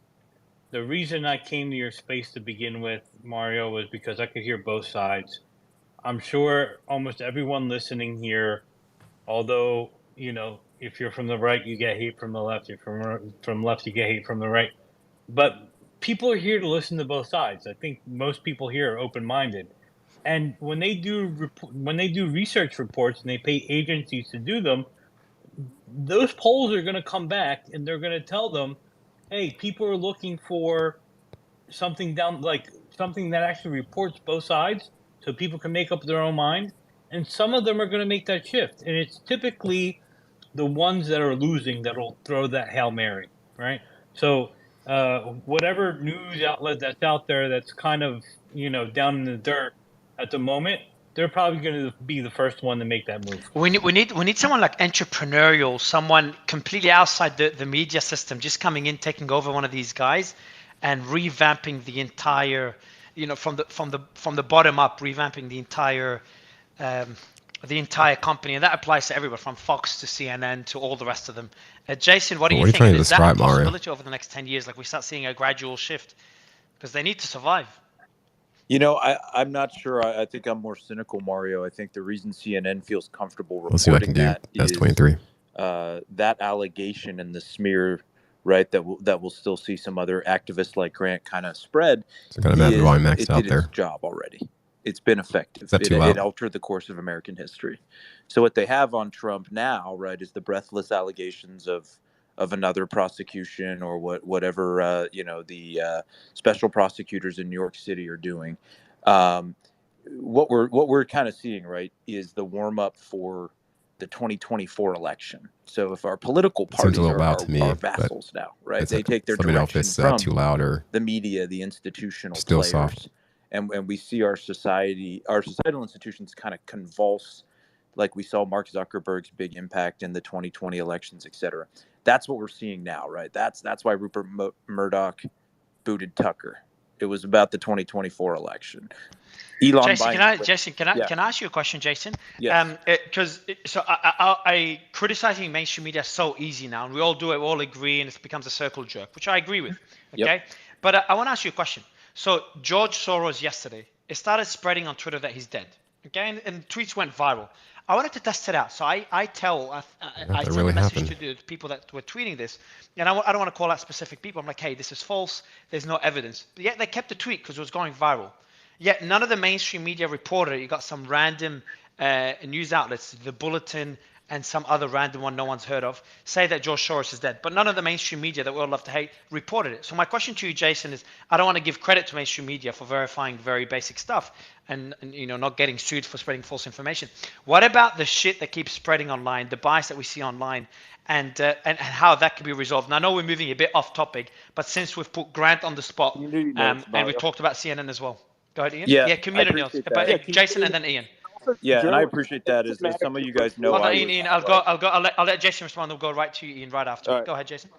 I think, Mario, I can just think of. I hear your point, and I know I went a little bit afield there. I think I can see just as many examples of when those things were wrong by the mainstream media, right, where they rush out with right a small snippet of footage and send it 40 times until we realize that it was actually right slightly altered, or that they cut it off at 2 minutes. So I think the mainstream media is guilty of that mistake just as often as the Soros, Jason, the Soros mistake was made in 2013. I tweeted about it in 2013 or 2015 by Reuters, out of all publications. But it's more negligence there, and they removed it and made a correction immediately because they saw some fake obituary or something. So they didn't do proper DD. But what I'm saying is that when you see people, and Ian, your community notes argument, I'm curious to learn more about it. But when you see people tweet about it, know that it's fake, but they're like, fuck it, we're going to keep it just to get the engagement. That pisses me off. That pisses me off a lot. And I made a whole tweet about it. But Ian, do you think community notes could work as a solution? Because community notes comes in late after it's got 10 million impressions. At least 20 to 30 minutes late, right? Because there's a latency between when people post it and then it gets approved. So definitely, I think the latency could be improved. There's way better ways to get it up. I think that people need to, there need to be more community notes people in general, right? The reason it takes so long is because there's just not enough people seeing it. I think people need to be more proactive in making sure that it works, right? Because you want this information out there immediately to counter the misinformation or disinformation that's out there.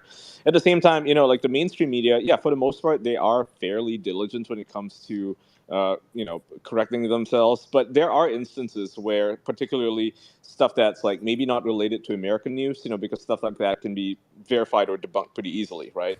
With Russia, for example, the Daily Mail is quite notorious for this. Even just like today, they published some fake news about the explosion that happened in that one Ukrainian oblast, right, where you had this massive ammunition dump. No one really knows exactly how much ammo was there, but we can accurately assess that there was probably depleted uranium there due to the increase in radiation levels in that city, right? So we know for a fact, right, that there was at least some ammunition there. But the Daily Mail, running off of who knows what, I don't know what their sources are, claims that there was no ammunition there, it was just a fuel dump, and that, everything else is just fake news, right? They are just, shooting from the hip here, and none of this is, of course, But do you verified by think, Ian, anybody. do you think, and then we'll go to Sarah, but do you think that mainstream media has no choice? And as we're seeing more and more things that we considered, we saw this Trump Russia hoax, we saw the lab leak theory, and we're going to continue seeing similar stories, and on both sides of the aisle, I'm sure, come out to be false or politically motivated.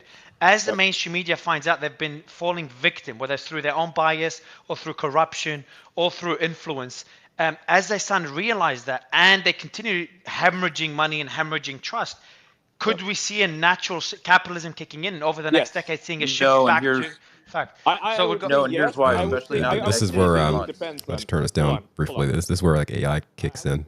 It's like the new internet. The internet really kind of democratized things. AI is going to democratize things further and probably give us a chance to escape the grips of the dark Sauron NWO. They would do course correction. They would definitely improve their standards, right? But And that's just excluding, the military white hats doing things, which we still don't know all that much about it. They have any impetus to do anything. I think they're just going to keep reporting fake news until they just run themselves into the ground, because there's something wrong with the editorial processes there, that it's not just this slipped through the cracks like at Reuters or at AP. Sometimes they report fake news and then they correct it pretty much almost instantly when they're corrected, right?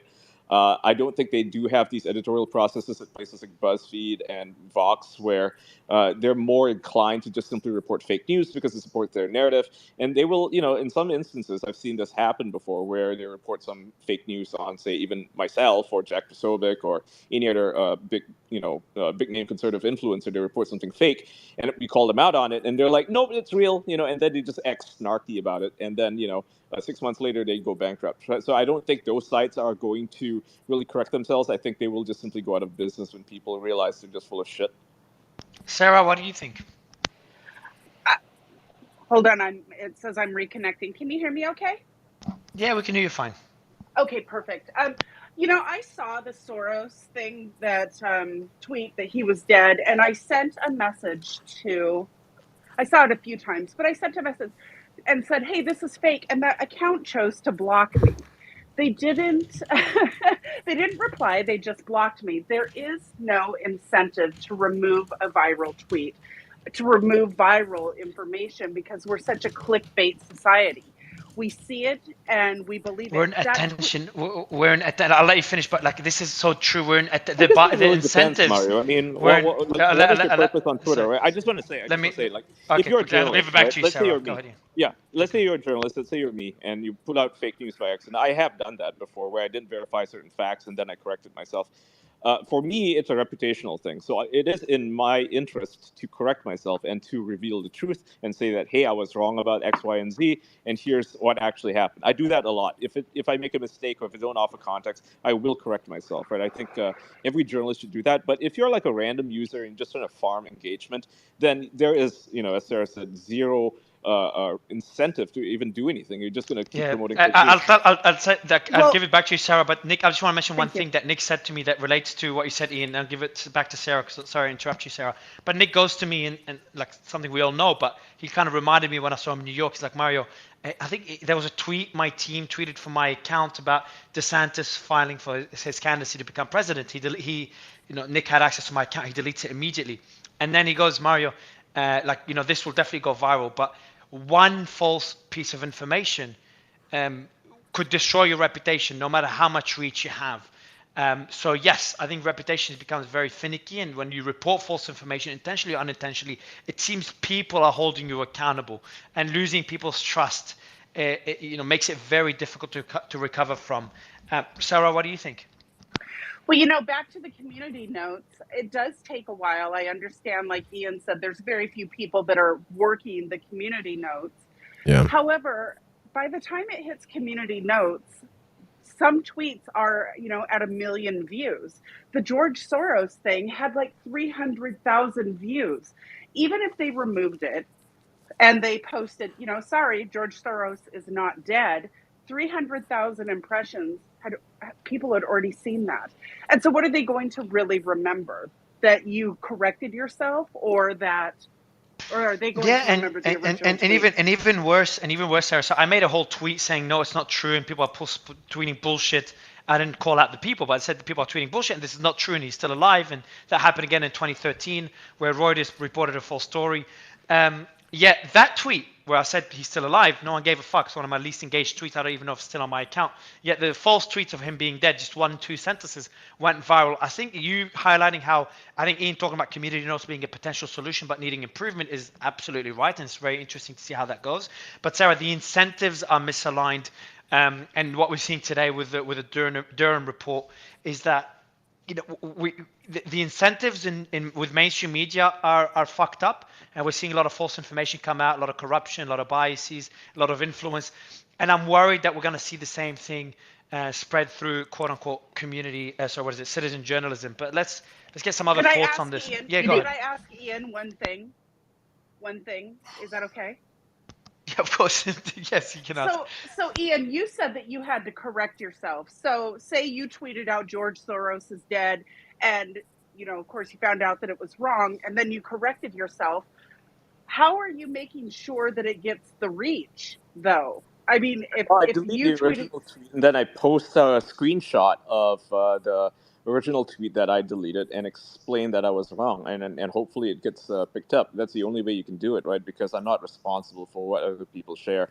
For instance, yesterday I was actually wrong about a tweet that I made. I actually deleted it. The tweet was about the tornado warning in Iowa. I claimed that Trump didn't fly there because he was afraid of the crowd size, and maybe that's true. I don't know.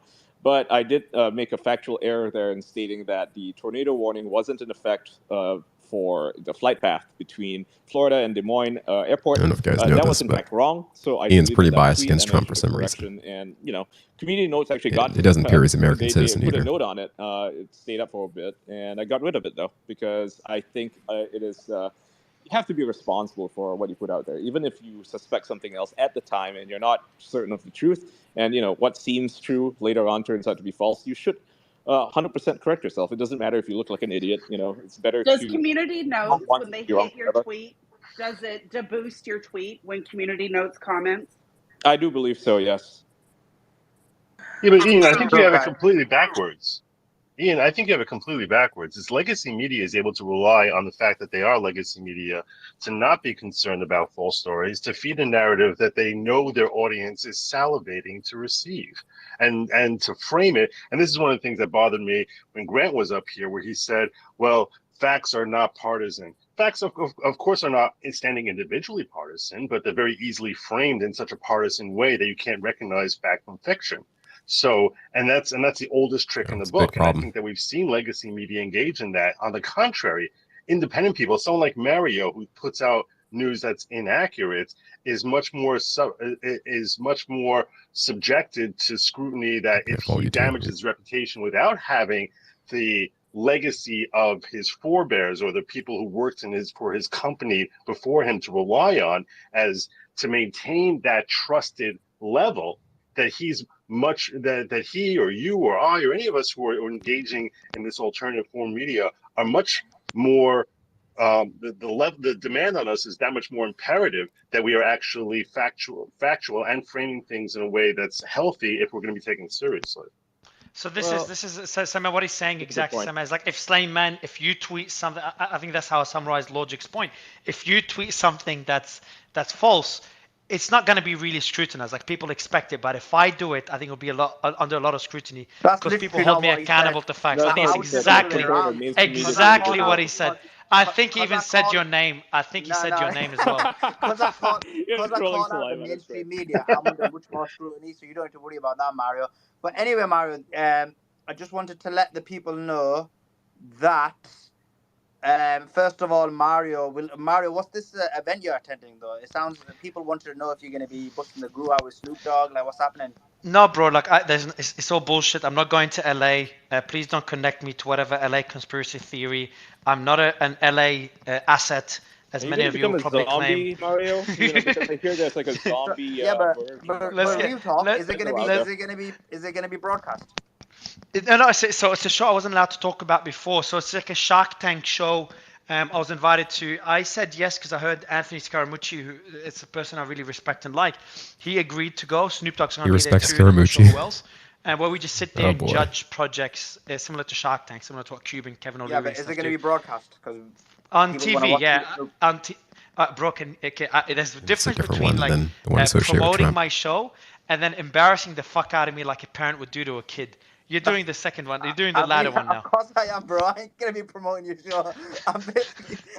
This is like this started off from me being grateful to you promoting the show to now be like, hold on, I'm being used to be made fun of now. This. I don't feel too comfortable anymore with this shit. No, but guys, like we want to see Mario with Snoop Dogg. Like, let's get final. I do want to wrap the show early today. No, but real talk before you do. Like when you see Snoop Dogg, like how are you gonna greet him? Bro, I'll go on his Twitter. I'll get like, hey man, can you search Sheikh Suleiman username, block that motherfucker, and then tweet he's a scammer. There's a person.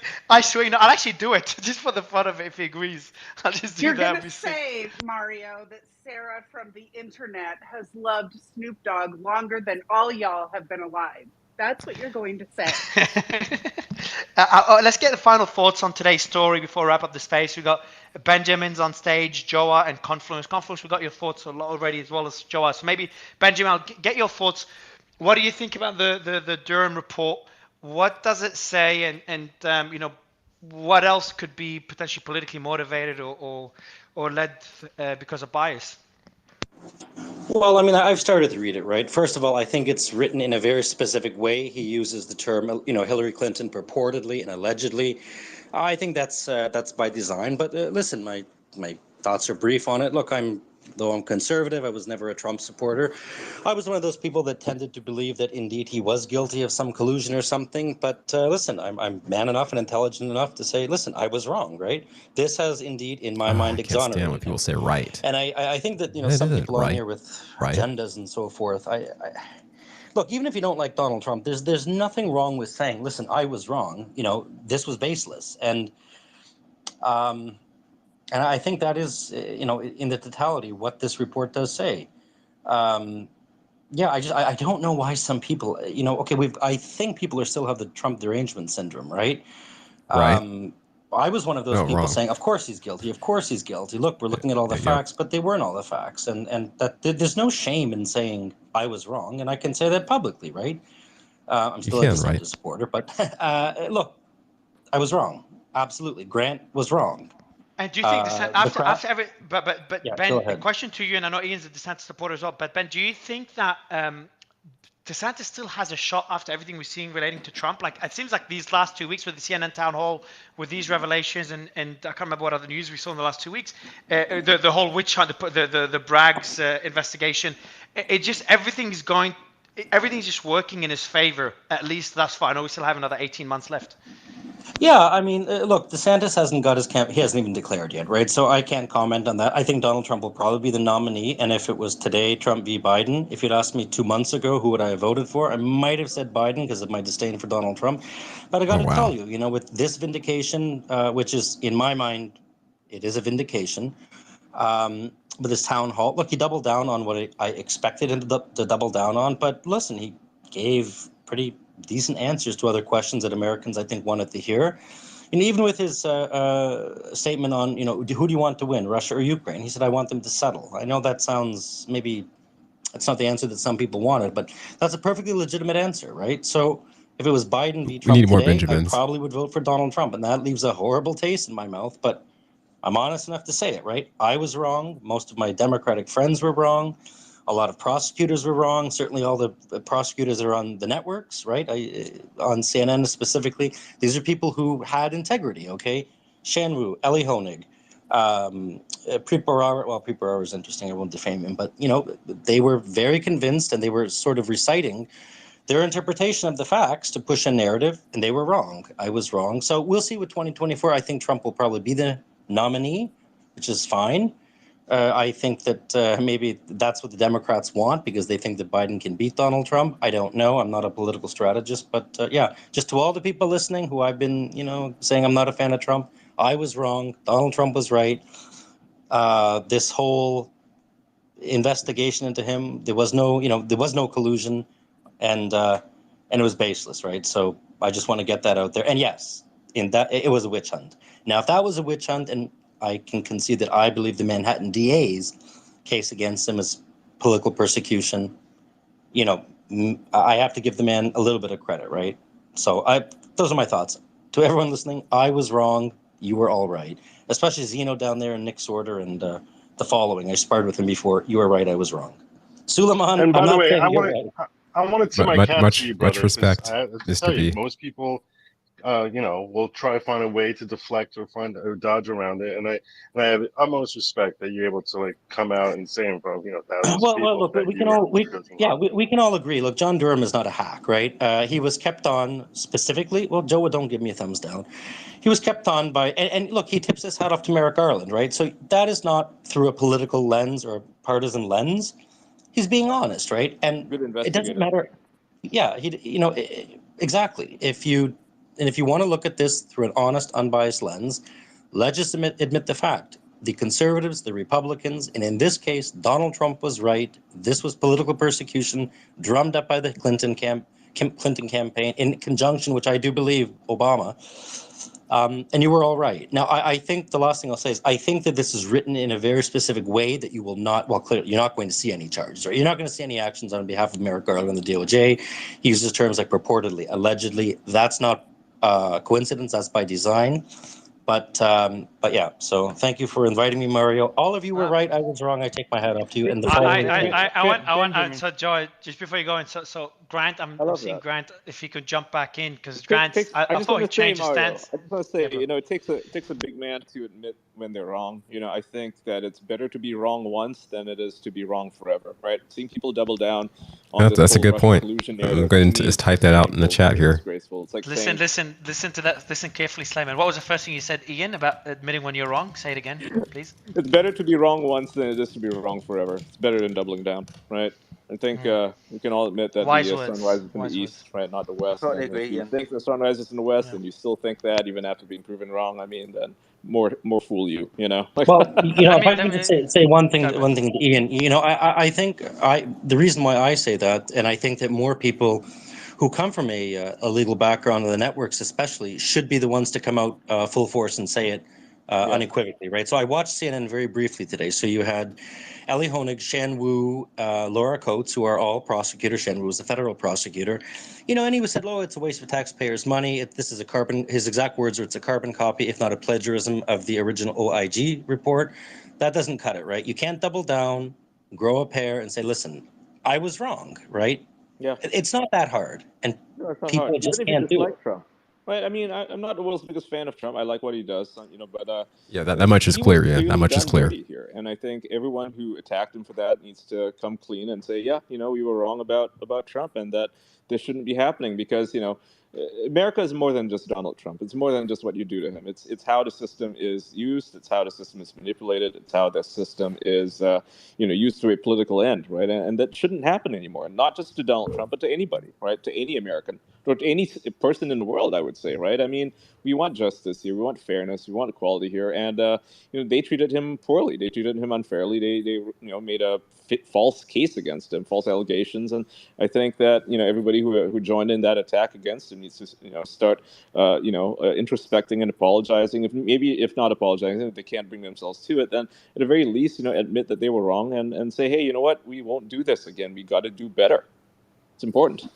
Now, the question is, what if this had come down the road somehow by some weird twisted logic to an actual indictment, right, or an actual criminal charge, or if he was by some stretch of the imagination convicted in the Senate? I know it wouldn't have happened, right? But look, it's very serious allegations, and I am of the belief that it's a great Ian, and I personally believe that people should be held accountable, right? I don't think that I think maybe it was Ed Krasenstein or the other one there who said, well, we should just move on. No, I do think that the Trump people and those who support it. Ed was on Space talking about this as well. Ed Yeah, O'Brien? Or he Brian, was. one of the two, right? Both of them were present. Yeah, what was their stance? I'm Both curious. were that we should Yeah, move but on. we can. We should move on. But did they agree that, or did they agree that this was politically motivated and it exonerated Trump? Or Of course not. They never give an inch. You knew the answer before you asked the question. They certainly didn't budge whatsoever. They just tried to say, "Oh, we should just move on." It's kind of like the jab, feisty Slayman, left let me that guess. wanted to. Slayman, is that accurate? Like they didn't. I'm curious on their stance, Slayman. That is accurate. Yes. Of course, And it's accurate. You know, the last thing I want to say that I'll jump off is this. So, you know, as much as people are calling for blood on the Democratic side, right, with all these investigations and what I believe are going to be forthcoming indictments, I do think, though, that the people who initiated this, including Hillary Clinton and others who will remain nameless, I do think that if we're going to be completely transparent and restore justice within or restore faith in the judicial system and the fairness, I do think that the people who initiated this need to be held accountable legally. Lock her up. Well, I'm not. Okay, we can lock her up. I'll pay her bail. Lock her up 2024. No, but you know, to all the both DeSantis and Trump. I mean, it so to all literally the does Republicans, kind of though, right? go back Those to who Hillary, supported but Trump, I don't think she's do gonna, think that they are deserving of some justice on their part, because it is a vindication. It wasn't that he was just done dirty. I mean, that's beyond defamation. Benjamin, but what you're saying way though, beyond is like, defamation. If the Way FBI beyond it. investigates like a terrorist ring in the U.S. and they're wrong, someone should go to jail. I mean, if they initiated initiate okay, but Joe, listen, sure. Well, so Joe, we're not dealing with an FBI terrorist ring in the States, right? What we are dealing with was a president who all these allegations were clearly made up in order they're to. They're not clearly made. Well, here. Well, they are. Let me restate. They are. Before, let me restate before I get all the hate. He had. There are people Okay, in Joe, his walk orbit us through this. that had deep ties to Russia. They investigated Trump as a possible figurehead. I don't see what's wrong with that. This whole Durham document is talking about something we've known for years already, about the Steele dossier, right? It really didn't amount to much. This whole announcement, to be honest. Didn't the document? Joe, are you familiar with the term probable cause? Yeah, let me just say this, Joe. So I used to work as a prosecutor, and I will tell you this: if you had asked me during the time that all this information came out, I would have been one of the people, you know, itching to charge him, to indict him, and so forth and so. And that's a very scary thought. That is, you know, that is not to my credit. That is it's a scary thing, right? That I could toss my objectivity out the window based on media reporting, right? So Benjamin, you've had an agenda since day one. I've been seeing you on these spaces for weeks now. You always come out as this I'm sorry, guys. overly compliant, nice guy, and then you come up with views and you try to put them forth as very measured. And the way how you just backtrack there, nobody backtracks like that unless they've got an agenda, which is you're confessing you're Someone's wrong triggered. so many times over and over and over. I'm sorry, but you are not an honest actor as far as I can see, and I've looked at your contradictions over the weeks. Who are you? Sorry, just to be specific, because that came out of nowhere. So you're saying someone that admits they're wrong multiple times. I find that to be one of the most, I'm not referring to Benjamin here or you or anyone in specific. In general, I've said this a lot. It takes guts, and it's very rare to have people, and we saw this with speakers earlier today and before, for someone to admit they're wrong. So for you to make the statement when someone admits they're wrong. Oh, I remember her. I remember this lady. It's because I was born in Israel. I've had a discussion with this woman before. Yeah. I remember her. You can remember me all you want, and I remember you. When somebody honestly apologizes, they don't do it in that manner. And the way how you say what your history is, and yet you came to those assumptions, and now suddenly you've had, you know, a road to Damascus moment all of a sudden, and you're, you know, being overly apologetic in that kind of concise manner. Summer, there's a lot of people that had that quote road to Damascus after the Durham report. There's a report that's hundreds of pages long. I don't understand how that wouldn't change people's opinion. All of them should be pulled up for not having an objective position, especially if they're commentating. Oh, really, Summer? Really, Summer? I can get you. Okay, Any human being doesn't have an objective position. There's no human being that's totally When objective. it comes to matters of law, then you can have an objective position because the law will find there's out. no Summer. You live in a utopian world. There's no lawyer that's going to be objective. They should be objective. The legal system should be objective. I wish it was.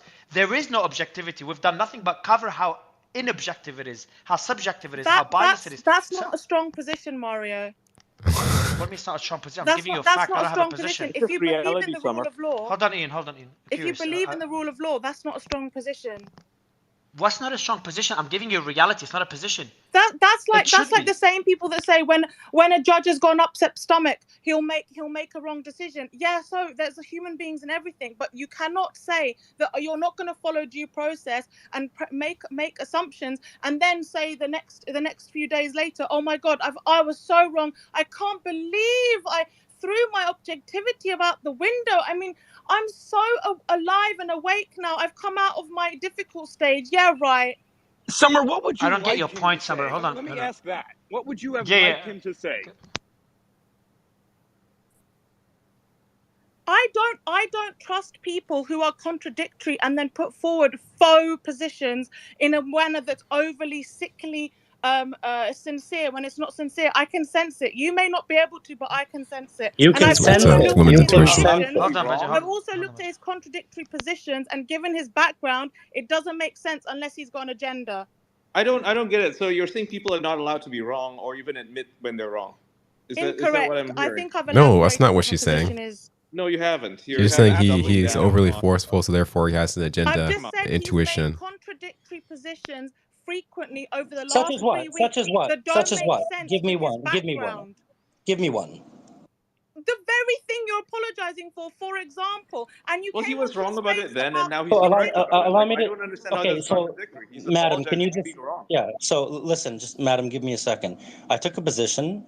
I've, basically, I've seen Calls her Madam. the bits and pieces of that I have. I've changed my opinion. I don't know what you want me to say. I do remember you, right? When, because I'm from Israel, I was born there. I'm the Zionist terrorist. I remember our conversation very well. I've looked at your Twitter. Well, I've looked at your Twitter feed. I've looked at your Twitter feed too, right? So I remember you. So Benjamin, so let's move away from that. But I want to go back to the particular point here. In terms of changing one's position, I'm curious. I'm actually genuinely trying to understand where you're coming from. So when I see someone, and let me just ask you my question. When I see someone and to admit they're wrong, especially when it comes to someone who's a former prosecutor or an attorney or someone that has influence, to come on and admit error, I think we need more of that, especially in a world where it's hard to be objective in such a biased world where we don't know what sources of information to trust. So I don't know why, and Grant, I appreciate you being back. And like we spent a whole time criticizing Grant for like, hey Grant, you gotta admit fault. You gotta admit fault. And that was the entire argument made throughout the space. And that I wanted to get to, and I appreciate Grant coming back on. And now someone admitted fault, and you come on and say, hey, you admitted fault, you have an agenda. So it just makes it very difficult to get anywhere when people that are not admitting fault are being criticized. And when someone does admit fault, you come on and criticize them. Mario, I just want to say this, right? There have been other people on here. Hold on, Madam, I'm speaking. Guys. So Ben, Hush, I'll give you the mic right after. I want someone to explain her position because I was a bit surprised by that position, being criticized for admitting fault. So I just want a bit more curious on that, and then Benjamin, I'll give you the mic since we're talking about you. Right. So right after. First of all, Benjamin is trying to obfuscate by using an issue that I've not spoken on in relation to him, and I don't know why he's got an issue with he's cited my page that's got things about because let's move away. We'll get to that second. Hold on. Let me finish. We'll get to guys. So Ben and Sam, we'll get that second. So that we'll do that secondary. Just on the first point, Summer, if you don't mind, regarding someone admitting they're wrong and why that means they've got an agenda. Yeah, I'm getting there. Well, if you listen back to the recording, I've already said there's nothing wrong with someone saying that they are wrong on their position. I've already elaborated as to why, because of the contradictions and his background and the manner in which he was speaking the other day and the way how he suddenly switched it up today and the manner okay, of so his you're talking about the things. other day. So Let me you push can back you on can you a go little back. bit. We're talking about the other Why do day. you Are not you always referring interrupt me? Are you referring to the Gaza-Israel space the other day? Is that what we're going back to? What do you mean the other day? What did he say the other day? Why is this a problem now? What do I mean? What do you mean, Nick? She didn't mention that. It's you guys who keep mentioning You it. For guys some keep reason, She you want to said the mentioning that. silence other her. day. She didn't I mention the want other to know space, did what the she? root of this. All right, guys, Somebody guys, tell can me, we stop? oh, this is ridiculous. Guys, You're like guys. basically trying to silence her. Okay, no one's silencing you. Just want to go back to the point. So Summer, you're making the point on why someone is someone admitting fault and how you linked it to an agenda. I just want to try to understand that thought process. Go Mario, ahead, Summer. if you go back and listen to the recording, I've already dealt with that question. And I've already said just now, before I got interrupted by Nick, as to why I'm differentiating with this situation. You guys can take it or leave it. It's a free country. I'm just telling you, if you go back and listen to Benjamin's positions in relation to Trump and so on, you look at his background and you So look which at are they? the What are manner they? how he, What were here we they? go again, interrupt me. And Well, you look at the you're manner of talking his Summer. backtracking, You're it doesn't talking. make sense. Yeah, And if you disagree, that's fine. It's a free country, but I don't like So people I got it. Mario, Summer. Yeah. Ben reply. Okay, go ahead, Ben. So which day, which conversation, which topic, which position? Summer, he's asking for specifics. I've already said his position No, you on Trump haven't. the No, other you day. haven't.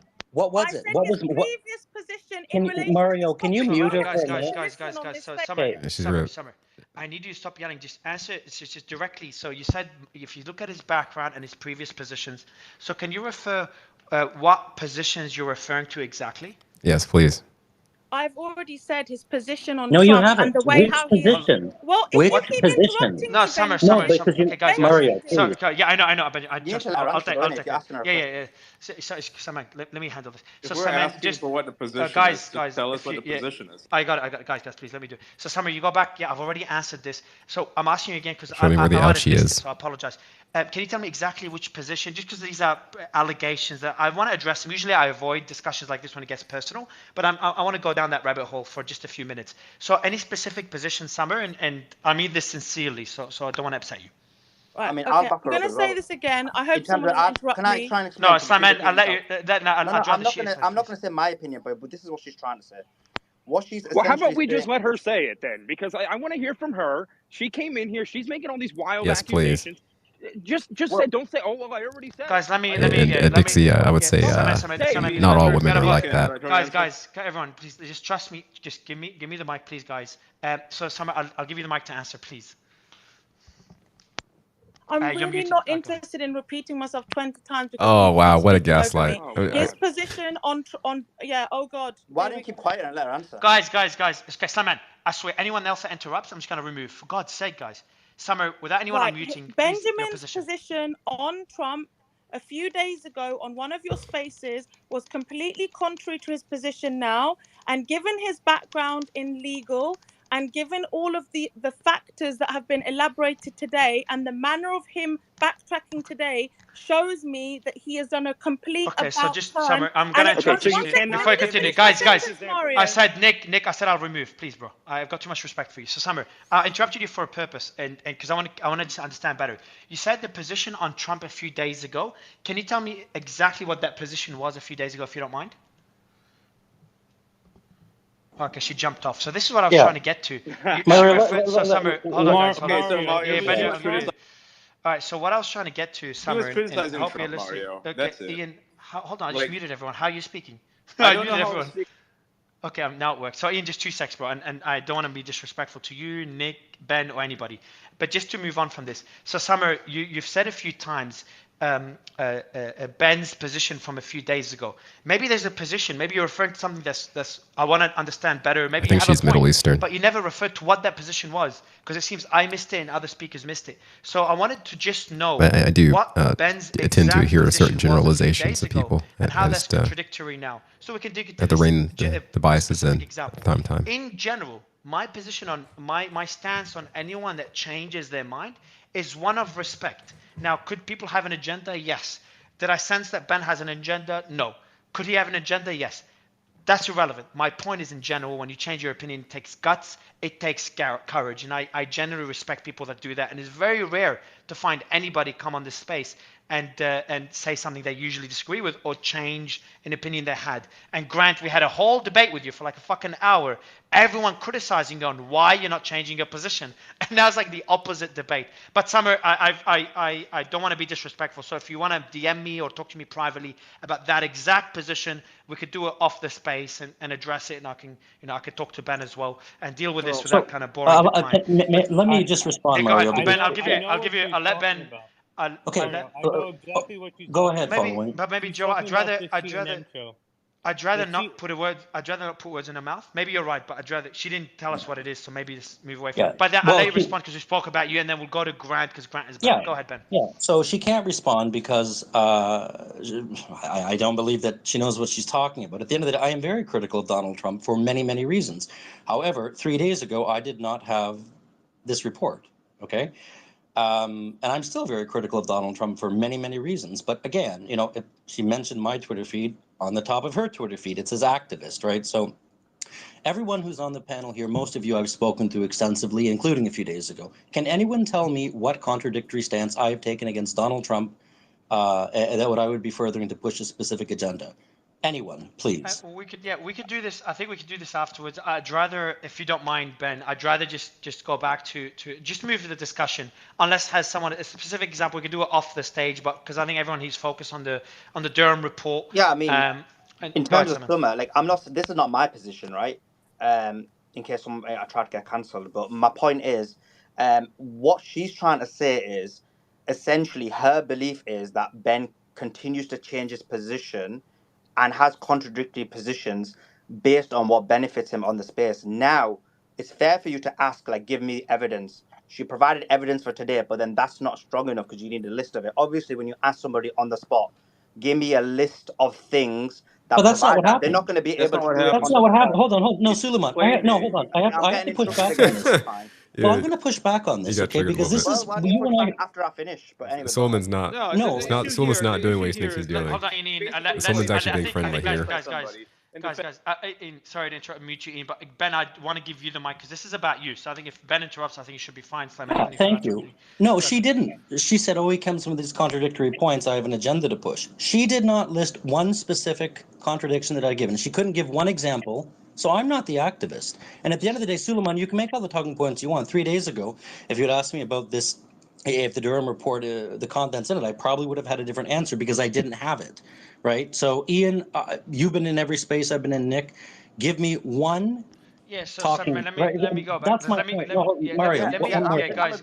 Yeah, Simon, let me understand this whole argument, Mario. Yeah, I know. Mario. I'm gonna mute everyone again, and Ian, I've muted you too many times, so I promise I'll give you the mic right after this because I've never muted you so many times. But Ben, I muted you just because. Let me go back and forth with Slayman just on this point because I do want to move Slayman. But you tried to you jumped in. You want to comment on it. So Slayman, I'll let you comment. Let's me and you go back and forth very briefly. Let Ian comment because I muted him like 60 times, and then we'll move on. And Grant, your best friend Grant is here, Slayman. So maybe we can move the discussion. But Slayman, like my concern, and if you can comment on my specific concern, is that she came on, and she referred to Ben's previous point. And then I pushed multiple times. What is that previous point you're referring to? Because the reason I asked that is I'm like, okay, how did Ben change his mind? And does that make sense considering the Durham report? Or is there anything that would indicate an agenda? But she never gave an example of a previous point. You know what? That was what I was trying to push. I agree. I would ask the same question in the same situation. I would want evidence and exact pinpointing situations. What I'm saying is, on the other hand, and this was a mistake on her part, when you make such contentions, you need to have evidence to back it up. Obviously, she wasn't expecting you to ask her for a list of items or when that's happened. So maybe she'll go back and find it. Maybe but I think you can't. I think it's sorry to interrupt, but just briefly, I think if someone comes up and makes such allegations, hey, you've changed your mind all the time. All right, cool. What did I change? Can you give me the exact example? Asking that 4 times, she didn't have it. How can she come up and make such? And I don't want to put her on the spot. You know me, Simon. I don't like disrespecting people. And Summers, welcome back to the stage. And I know she's been in our Andrew Tate spaces. She's a pretty passionate speaker. Yeah, and so she's welcome back to Ben as well. Yeah, exactly. So I have a feeling this goes back, and there's other reasons for all this, and I don't want to get into it. It's none of my business, and I'd rather move on and for the sake of the audience, kind of move back to the Trump point. So is that okay, Simon? I'll give the mic to Ian, who's been muted 68 Yeah, and times. remember, Ben also made accusations as well, but he's not backed it up. But obviously, no one. In this one, so, I think Summer came in and made accusations. In this case, he claimed previously. I don't know. He claimed that she attacked him because he's a Zionist of an agenda. No one said the Where's word the Zionist. Hold on, no one said Israel. Oh, he said Israeli. I might be misspeaking. He said Israeli. Maybe. Okay, but that won't move away. Okay, Yeah, and I know that links. I know that links back to other stories, Simon. And I think this is a response to her coming on, making the initial allegations. Can we move the fuck on? Can I have your permission, Sleman? I can see no one spoke about the point. Spoke about Ben's response. He really doesn't want to get into it came out of nowhere, man. I don't want to get into Ben's stuff. response because I know that will go down another rabbit hole. Which I don't blame him because I can't really stream the Z-word stuff. Considering Summer came in with the initial allegations. But again, I'm not here to kind of deal with the dispute between Ben and Summer. I don't think the audience gives a shit either, man. I think we should focus on the Trump story. Do you agree, Simon? Can I move on? I agree. I don't even think we should have went down this road. I 100% agree. Now, Ian, any quick comments? And if you can move away from the rabbit hole, that would be good. If you can't resist, then that's fine. And now I do want to go back to your best friend, Grant. Say, man, you and him would love to go back and forth. Ian? Yeah. So, when a person comes up on stage and they make an accusation of somebody else and it's direct, I think they're the ones putting, like she put, I don't know either of these people, right? But, it seemed to me like she was putting Benjamin on the spot, and that's not fair. So when, the whole room basically called her out and asked her for evidence, and she was unable to provide it, I think that was fair. I don't think you did anything wrong by basically calling her out. I mean, we want evidence, right? I mean, not that it should have even gone down this route, because I think that if you hold a position, whatever the position is, you are going to change your position later on if new information is given, right? I mean, why would you want to be wrong forever? I mean, if you believe something that's untrue and later on, you're proven false and you admit it, I think that should be commended. I think you said so as well, Mario. I don't think that people should be held to account for all the past positions that they've held. I mean, especially if they're correcting themselves. And what's the alternative? That they just double down on it? That they just shut up forever? I mean, these are not solutions. I think that people should be commended for admitting when they're wrong about something. And as for holding contradictory positions on Donald Trump, well, Donald Trump is not just one position. He's a very complex character. He's running for office.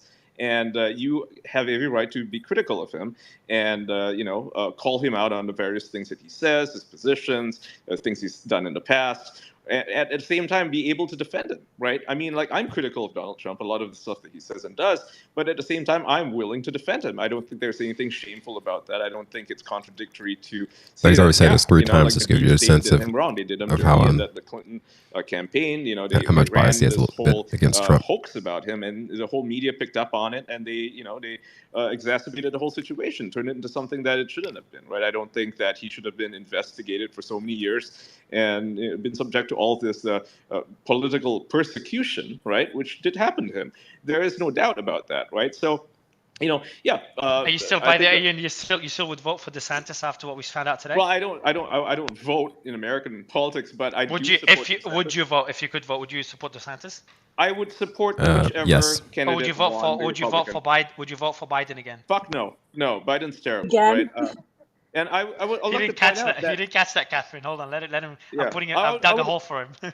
Yeah. No, I would point out that DeSantis was one of the few people who actually spoke out when he was in the House, or he was a member of the of Congress. He actually spoke out against this whole investigation and demanded that it be terminated. That was clearly politically motivated. So DeSantis has always been on the side of justice, which is commendable. I wish that other people would as well. They put aside their biases against Trump, and that Trump himself would put aside his biases against DeSantis and realize and recognize that he does have an ally with DeSantis. You can get into the Twitter space in a different country and start talking about the local politics side of the aisle, and that for that language. I personally wish that the two of them would come to terms and not, go in for the personal attacks. I think that's really petty, and it hurts the Republican Party in general. So I wanna go to Joe. I'll give you the quick mic, and then I've got a question for Grant, and I'll prep the question for Grant.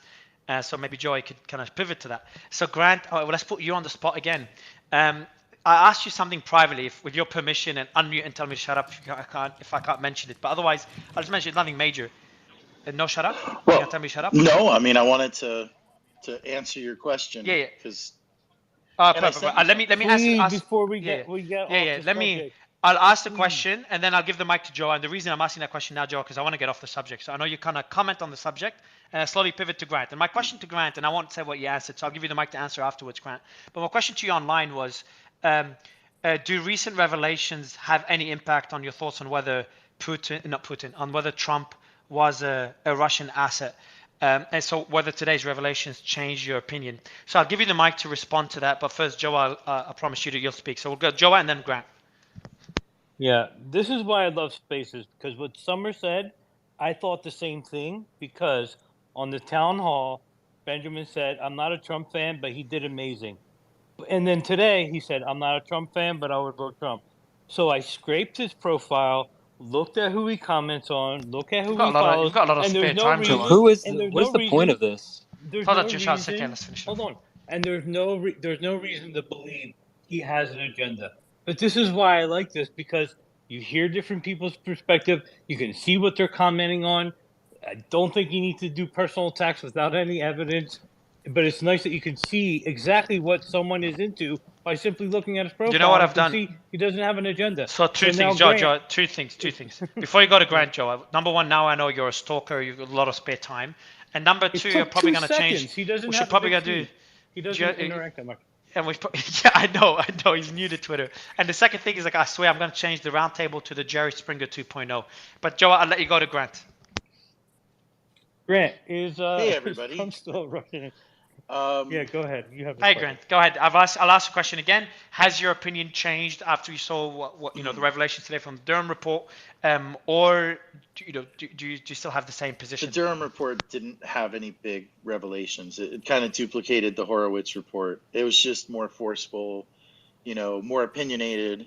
But the fact is that he had the chance to put the Clinton campaign on trial with the Michael Sussman trial. And it didn't work out. He didn't get a conviction. I mean, all this is just a very anticlimactic and sad denouement to a very long and highly anticipated investigation. So it didn't really change my opinions of much at all.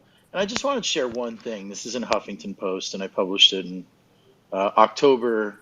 Great source, guys. 10 out of 10. Huffington Post. Go ahead.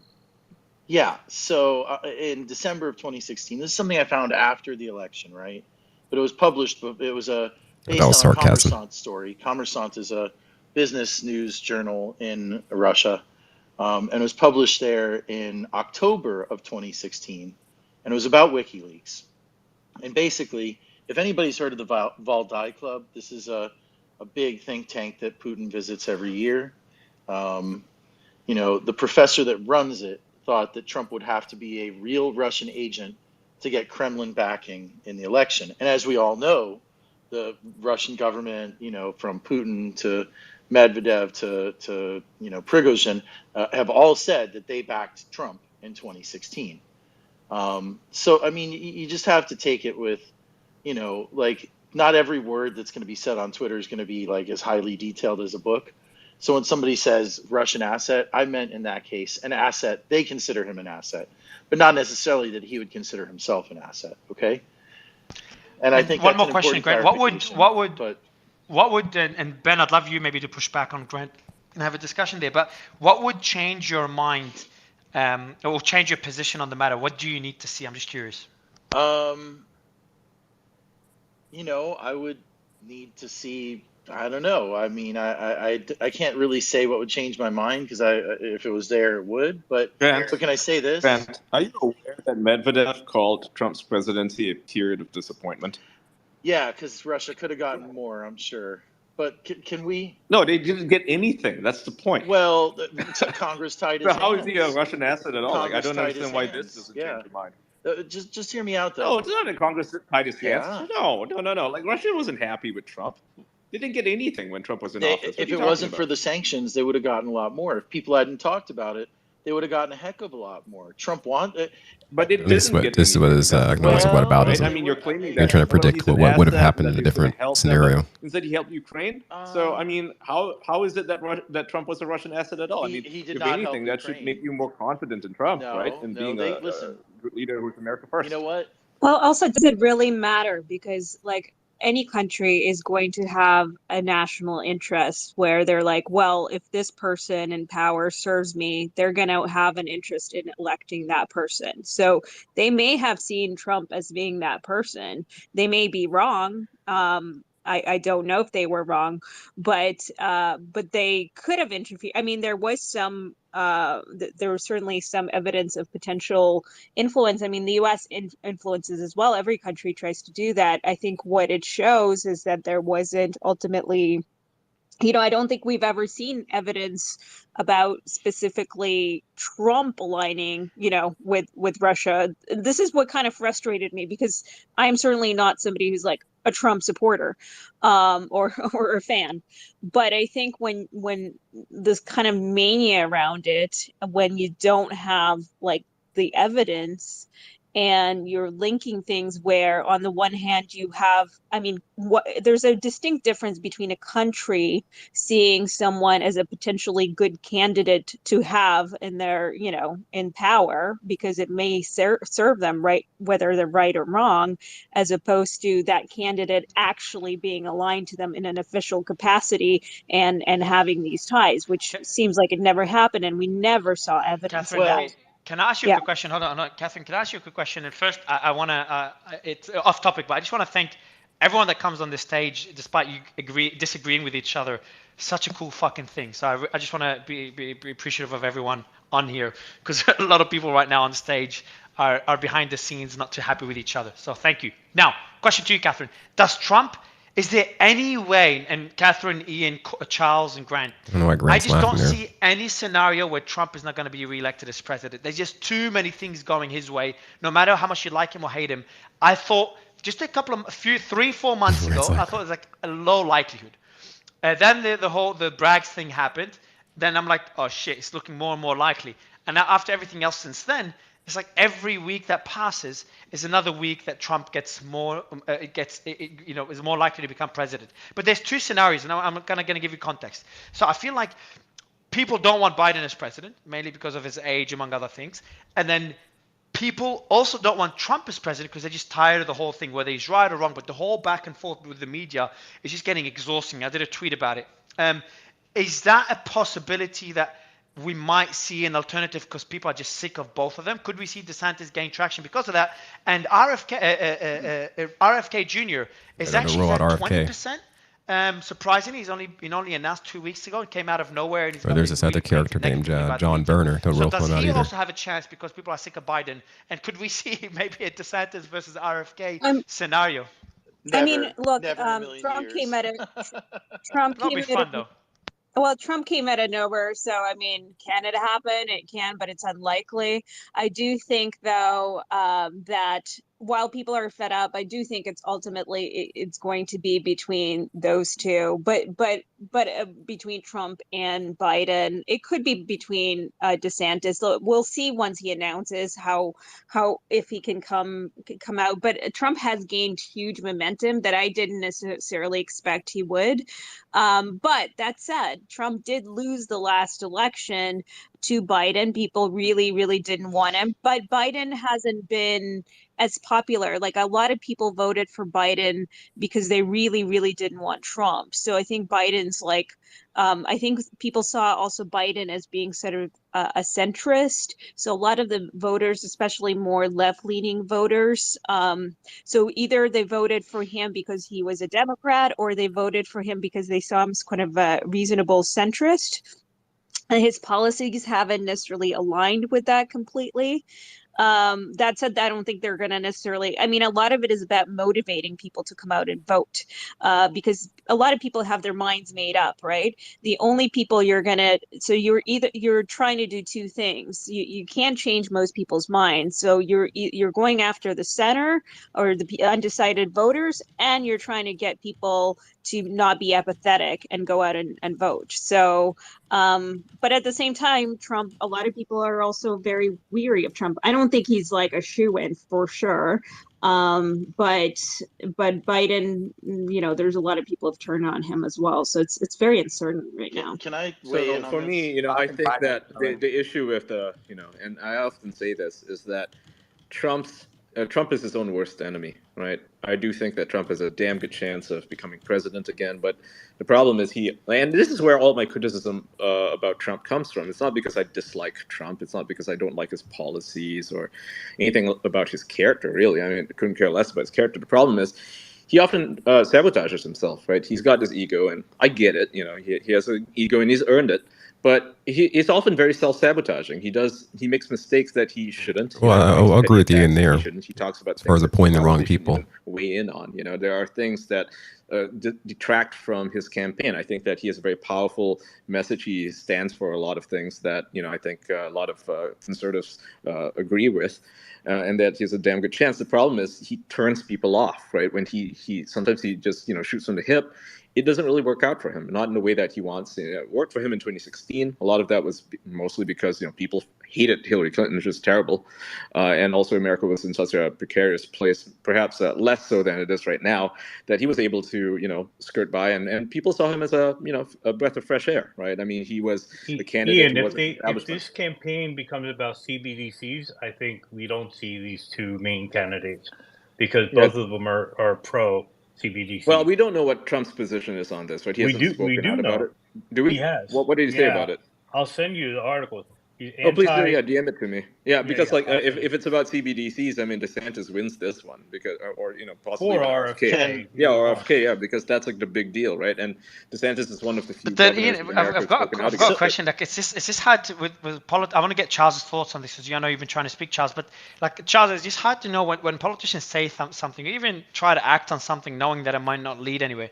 It's just hard to know when they mean it and when it's just purely to get votes. Trump does that specifically. So what? Hold on a second, Ian. Hold on a second. So what Ian's talking about is that he's throwing to the Overton window. Trump does that very deliberately and specifically. He'll put things out there that might seem a little crazy, and he puts feelers out. That's what he does. He's done it for the past decade. If you watch Trump, that's what he does. He said something a little over the line, a little outlandish. He might bring it back based on the public response. He's a master delegator. He understands people. He knows how to speak, and that's what he does. But I just want to touch back on one more thing that Kat said, because, we're talking about this Durham report. People are still saying to this day, oh, yeah, Russia had some influence in the 2016 election. There is no evidence whatsoever, let's just be clear, that Russia had any influence in the 2016 election. Okay? Concord Management, the people that paid for all these memes, they spent like $4,000. Brad Parscale spent hundreds of millions of dollars on digital ads, specifically Facebook ads. In addition to that, the hack that was APT, I believe it was 28 and APT 29, that stands for Advanced Persistent Threat. It's an assessment. It's not, there's no digital forensics that show Russia had any influence in hacking anything. They did anything when it came to social media campaigns of any consequence. So continuing to say, even in light of this report that was released today, that Russia had some sort of influence on the 2016 election, it's no more so than any other country in the entire planet that would have spent money on digital ads or lobbied or campaigned through Congress. This is laughable. I tell you. It's not laughable. And the last point I'll make here, 100% laughable.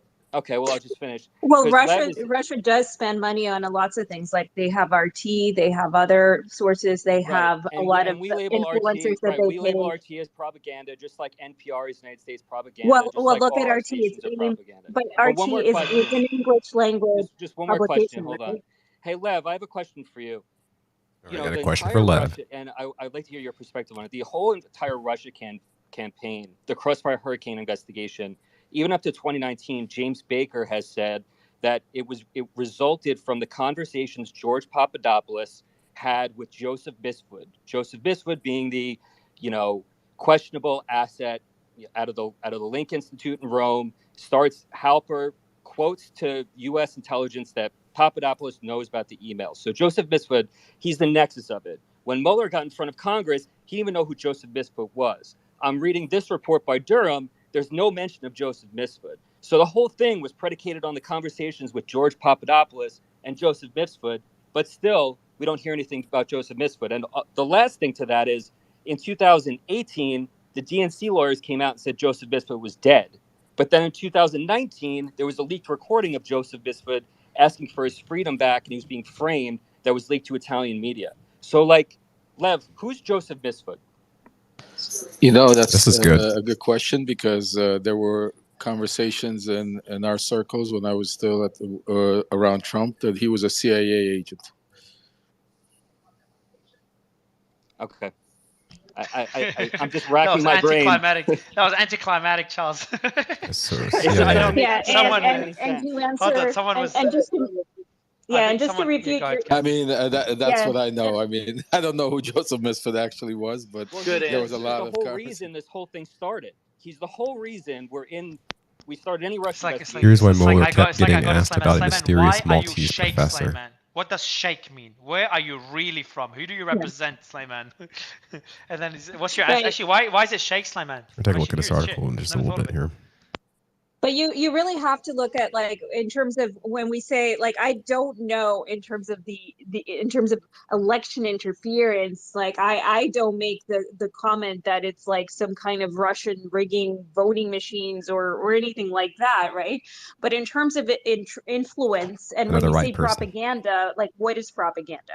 But in terms of influence, Charles, influence is something that Russia and I'm sure many other countries want to have over countries that affect them. Right, but so that's wildly influence different is something than saying he coordinated with a foreign nation and he's a compromised. But here's the. That's Can not I what just you point said, out? Cal. That's not what Can you I said, can I Cal. point out that I'm not sure who it was that spoke earlier. It's never been established that they successfully had any interest, and that they were successful in actually manipulating the vote in any significant way that affected the outcome.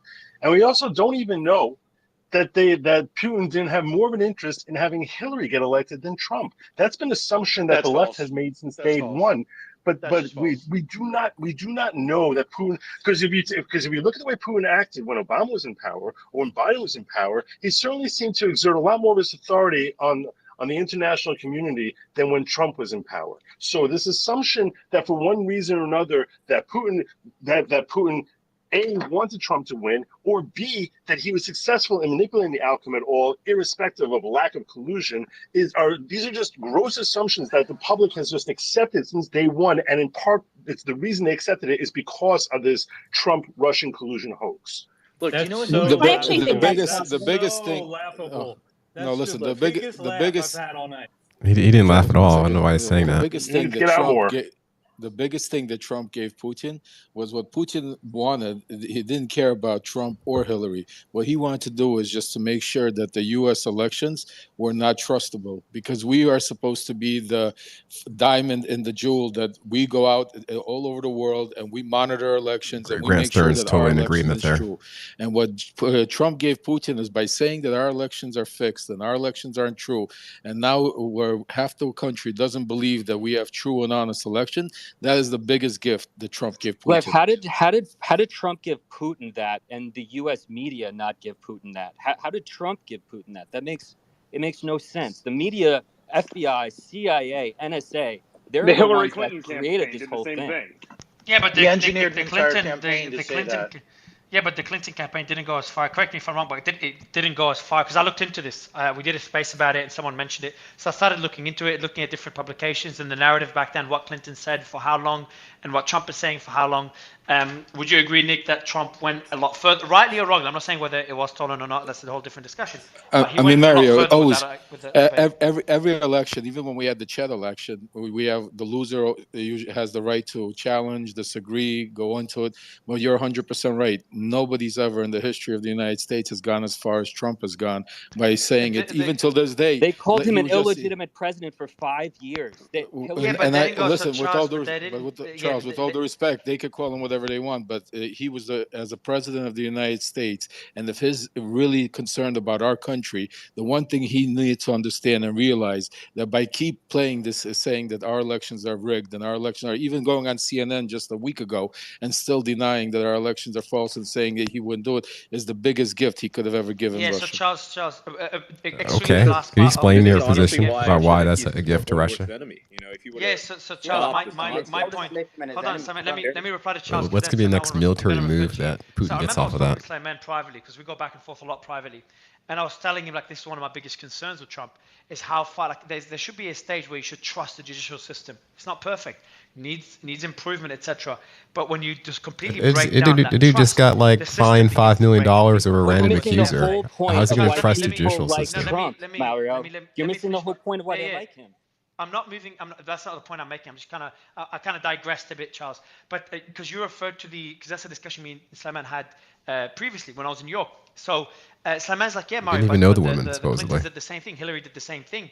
So I'm like, shit. Let me look into that because that was the case. They did call him an illegitimate president, and that did go on for a while. I think this is not right, and I think it should stop on both sides of the aisle. Trump did take it further, and I started looking again. I looked at outlets, look at Trump's narrative versus the Clintons, etc. How far he's gone.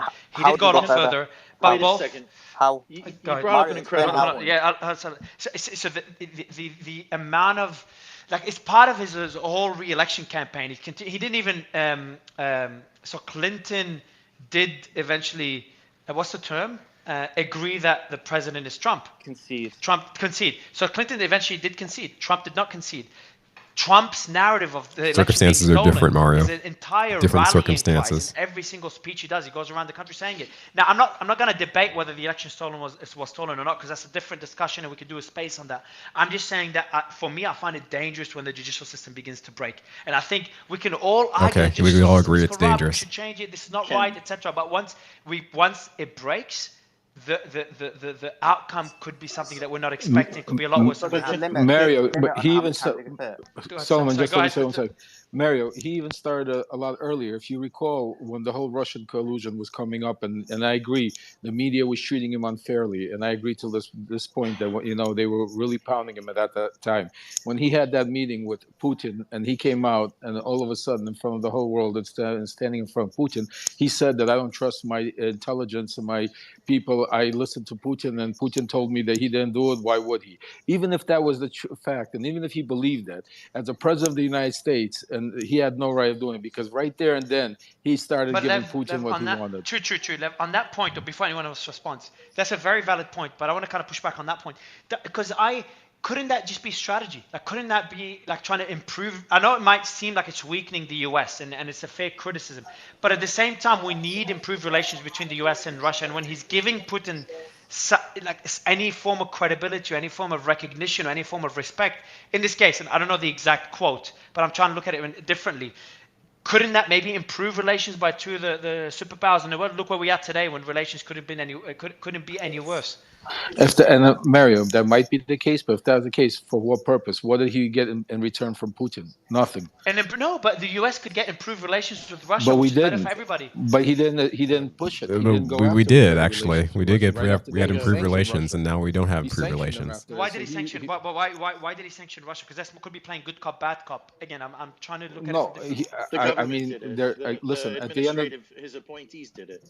Listen, at the end of the day, we could assume, and assuming could only make an ass out of you and me. There's a lot of things, but at the end of the day, no president has ever gone on national television and said, "I don't trust my own intelligence, and I trust Putin," especially because of the subject. We're not talking about some immaterial subject. We're talking directly about him. What did he say? What did he say exactly? I'm curious, Lev.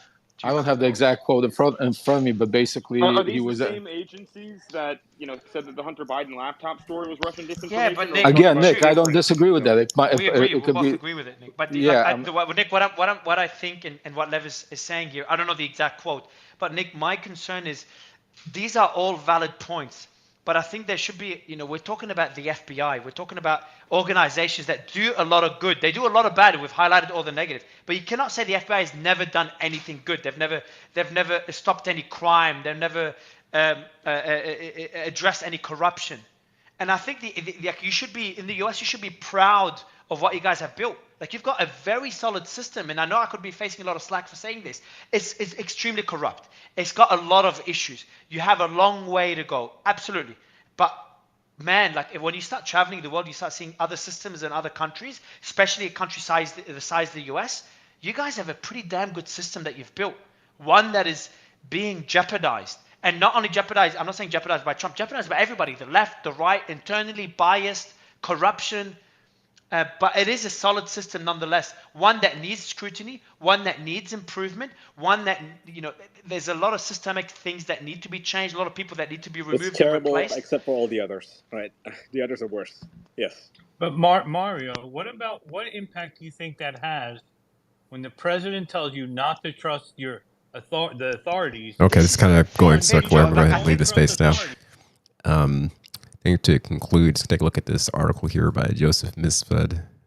Oh, about Joseph Misfud. This was posted by The Times a few years ago, 2019. The question was, here's why Mueller kept getting asked about the mysterious Maltese professor.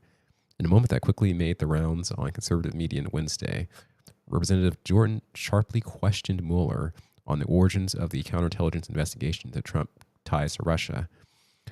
Ohio Republican pressed a former special counsel to detail who told George Papadopoulos, a young foreign policy aide on the Trump campaign, that the Russians had dirt on Hillary Clinton.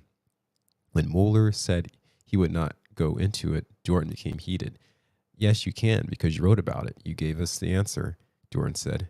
Joseph Misfud, the name of the shadowy Maltese academic, kept coming up on Wednesdays as a Republican accused Mueller of covering up how the FBI came to investigate Trump campaign's alleged ties to Russia, a popular talking point for Trump allies. Oh yeah, I'm sure, at the House Intelligence Committee hearing. Representative Nunes, check out my last YouTube video. I actually referenced Nunes directly. Anyways, Representative Nunes pointed to a large photo of Misfud with then UK Foreign Secretary Boris Johnson as evidence that he has, quote, extensive contacts with Western governments and the FBI. Misfud's name would have been familiar for regular consumers of Fox News and conservative outlets that have spent 2 years dissecting what they believe as a deep state attempt to take down the Trump campaign.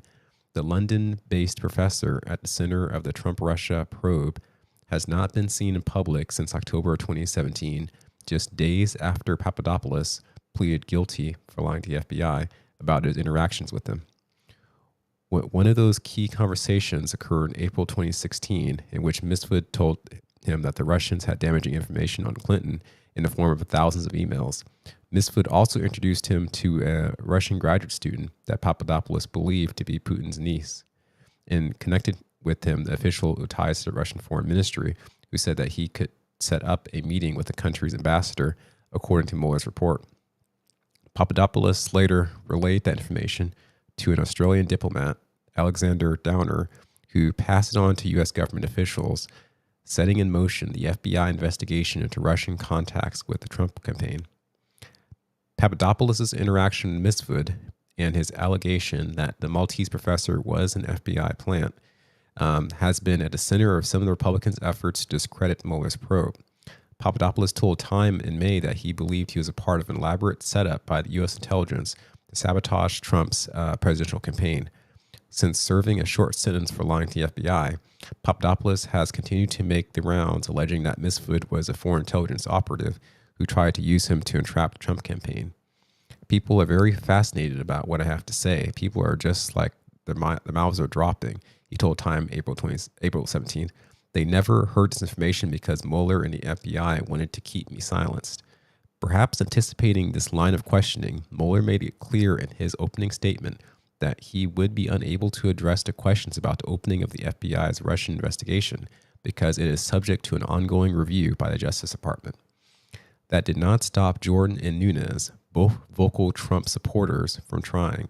He's the guy who starts it all, and when the FBI interviews him, he lies 3 times, and yet you don't charge him with a crime, Jordan exclaimed, angrily listing others charged by Mueller, including Michael Flynn, and 13 Russians who no one's ever heard of. And by the way, Flynn is promised to be in Trump's campaign, not the campaign, but like his presidency, if he is able to get reelected. But the guy who puts the country through this whole saga starts it off. For 3 years after we lived this now, he lies and you guys don't charge him. I'm not sure I agree with your characterization, Mueller tersely responded, but Jordan's performance was already going viral on conservative corners of the internet with headlines like, "Watch Jim Jordan steals the show, calls into question the entire basis of the probe, brutal." Jim Jordan grills Mueller about why a guy who put this whole story in motion lied but wasn't held accountable. So I'm gonna go into this video here a little bit later on. Pardon me here. All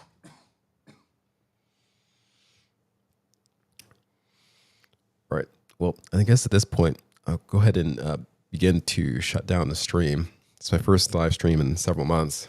I may begin to stream a bit more often after this, assuming that things get put into the next gear with regards to saving the country. I don't really know what the future has in store for us, but I do know that a lot of correct actions need to be taken immediately. Do you guys have any questions there in the chat? Try to answer them here before I shut down the stream. I thank you for watching this long.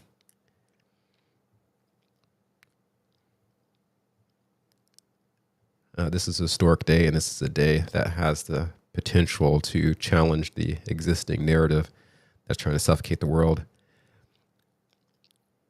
Google still has an immense power over us through its ability to surface very specific biased search results.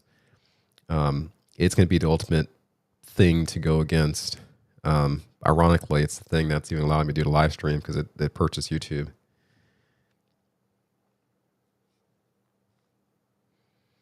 I'm not sure how to get around that final opponent, when it comes to actually getting the truth out there and changing the narrative. But I think people being creative and putting their best foot forward is a good start. I see your comment there, Julie. You're quite welcome. TTL Oris asked me if I think that it is S23 Austin. Well, he answers himself no, and I don't necessarily think he's Austin either. I do think S23 is probably important. Well, actually, we were all important, to somebody. He likely knows things that are special. There are a lot of special people. They have their screen names, and they have communication with other individuals, and they plan to spread information or to allow things to be revealed that were hidden. At the end of the day, as far as how special one is, it really only comes down to what responsibilities they have and what potential they have to move the needle. So anyone can really be special in that sense. But it does take a lifetime of work to know what to even talk about. Just some more gifted people can get to the key topics a lot faster. That's a tangent. I love you all, and wish you all have a good evening, and we continue to spread the good news. Things will improve in this land, in this realm. You're welcome. Peace.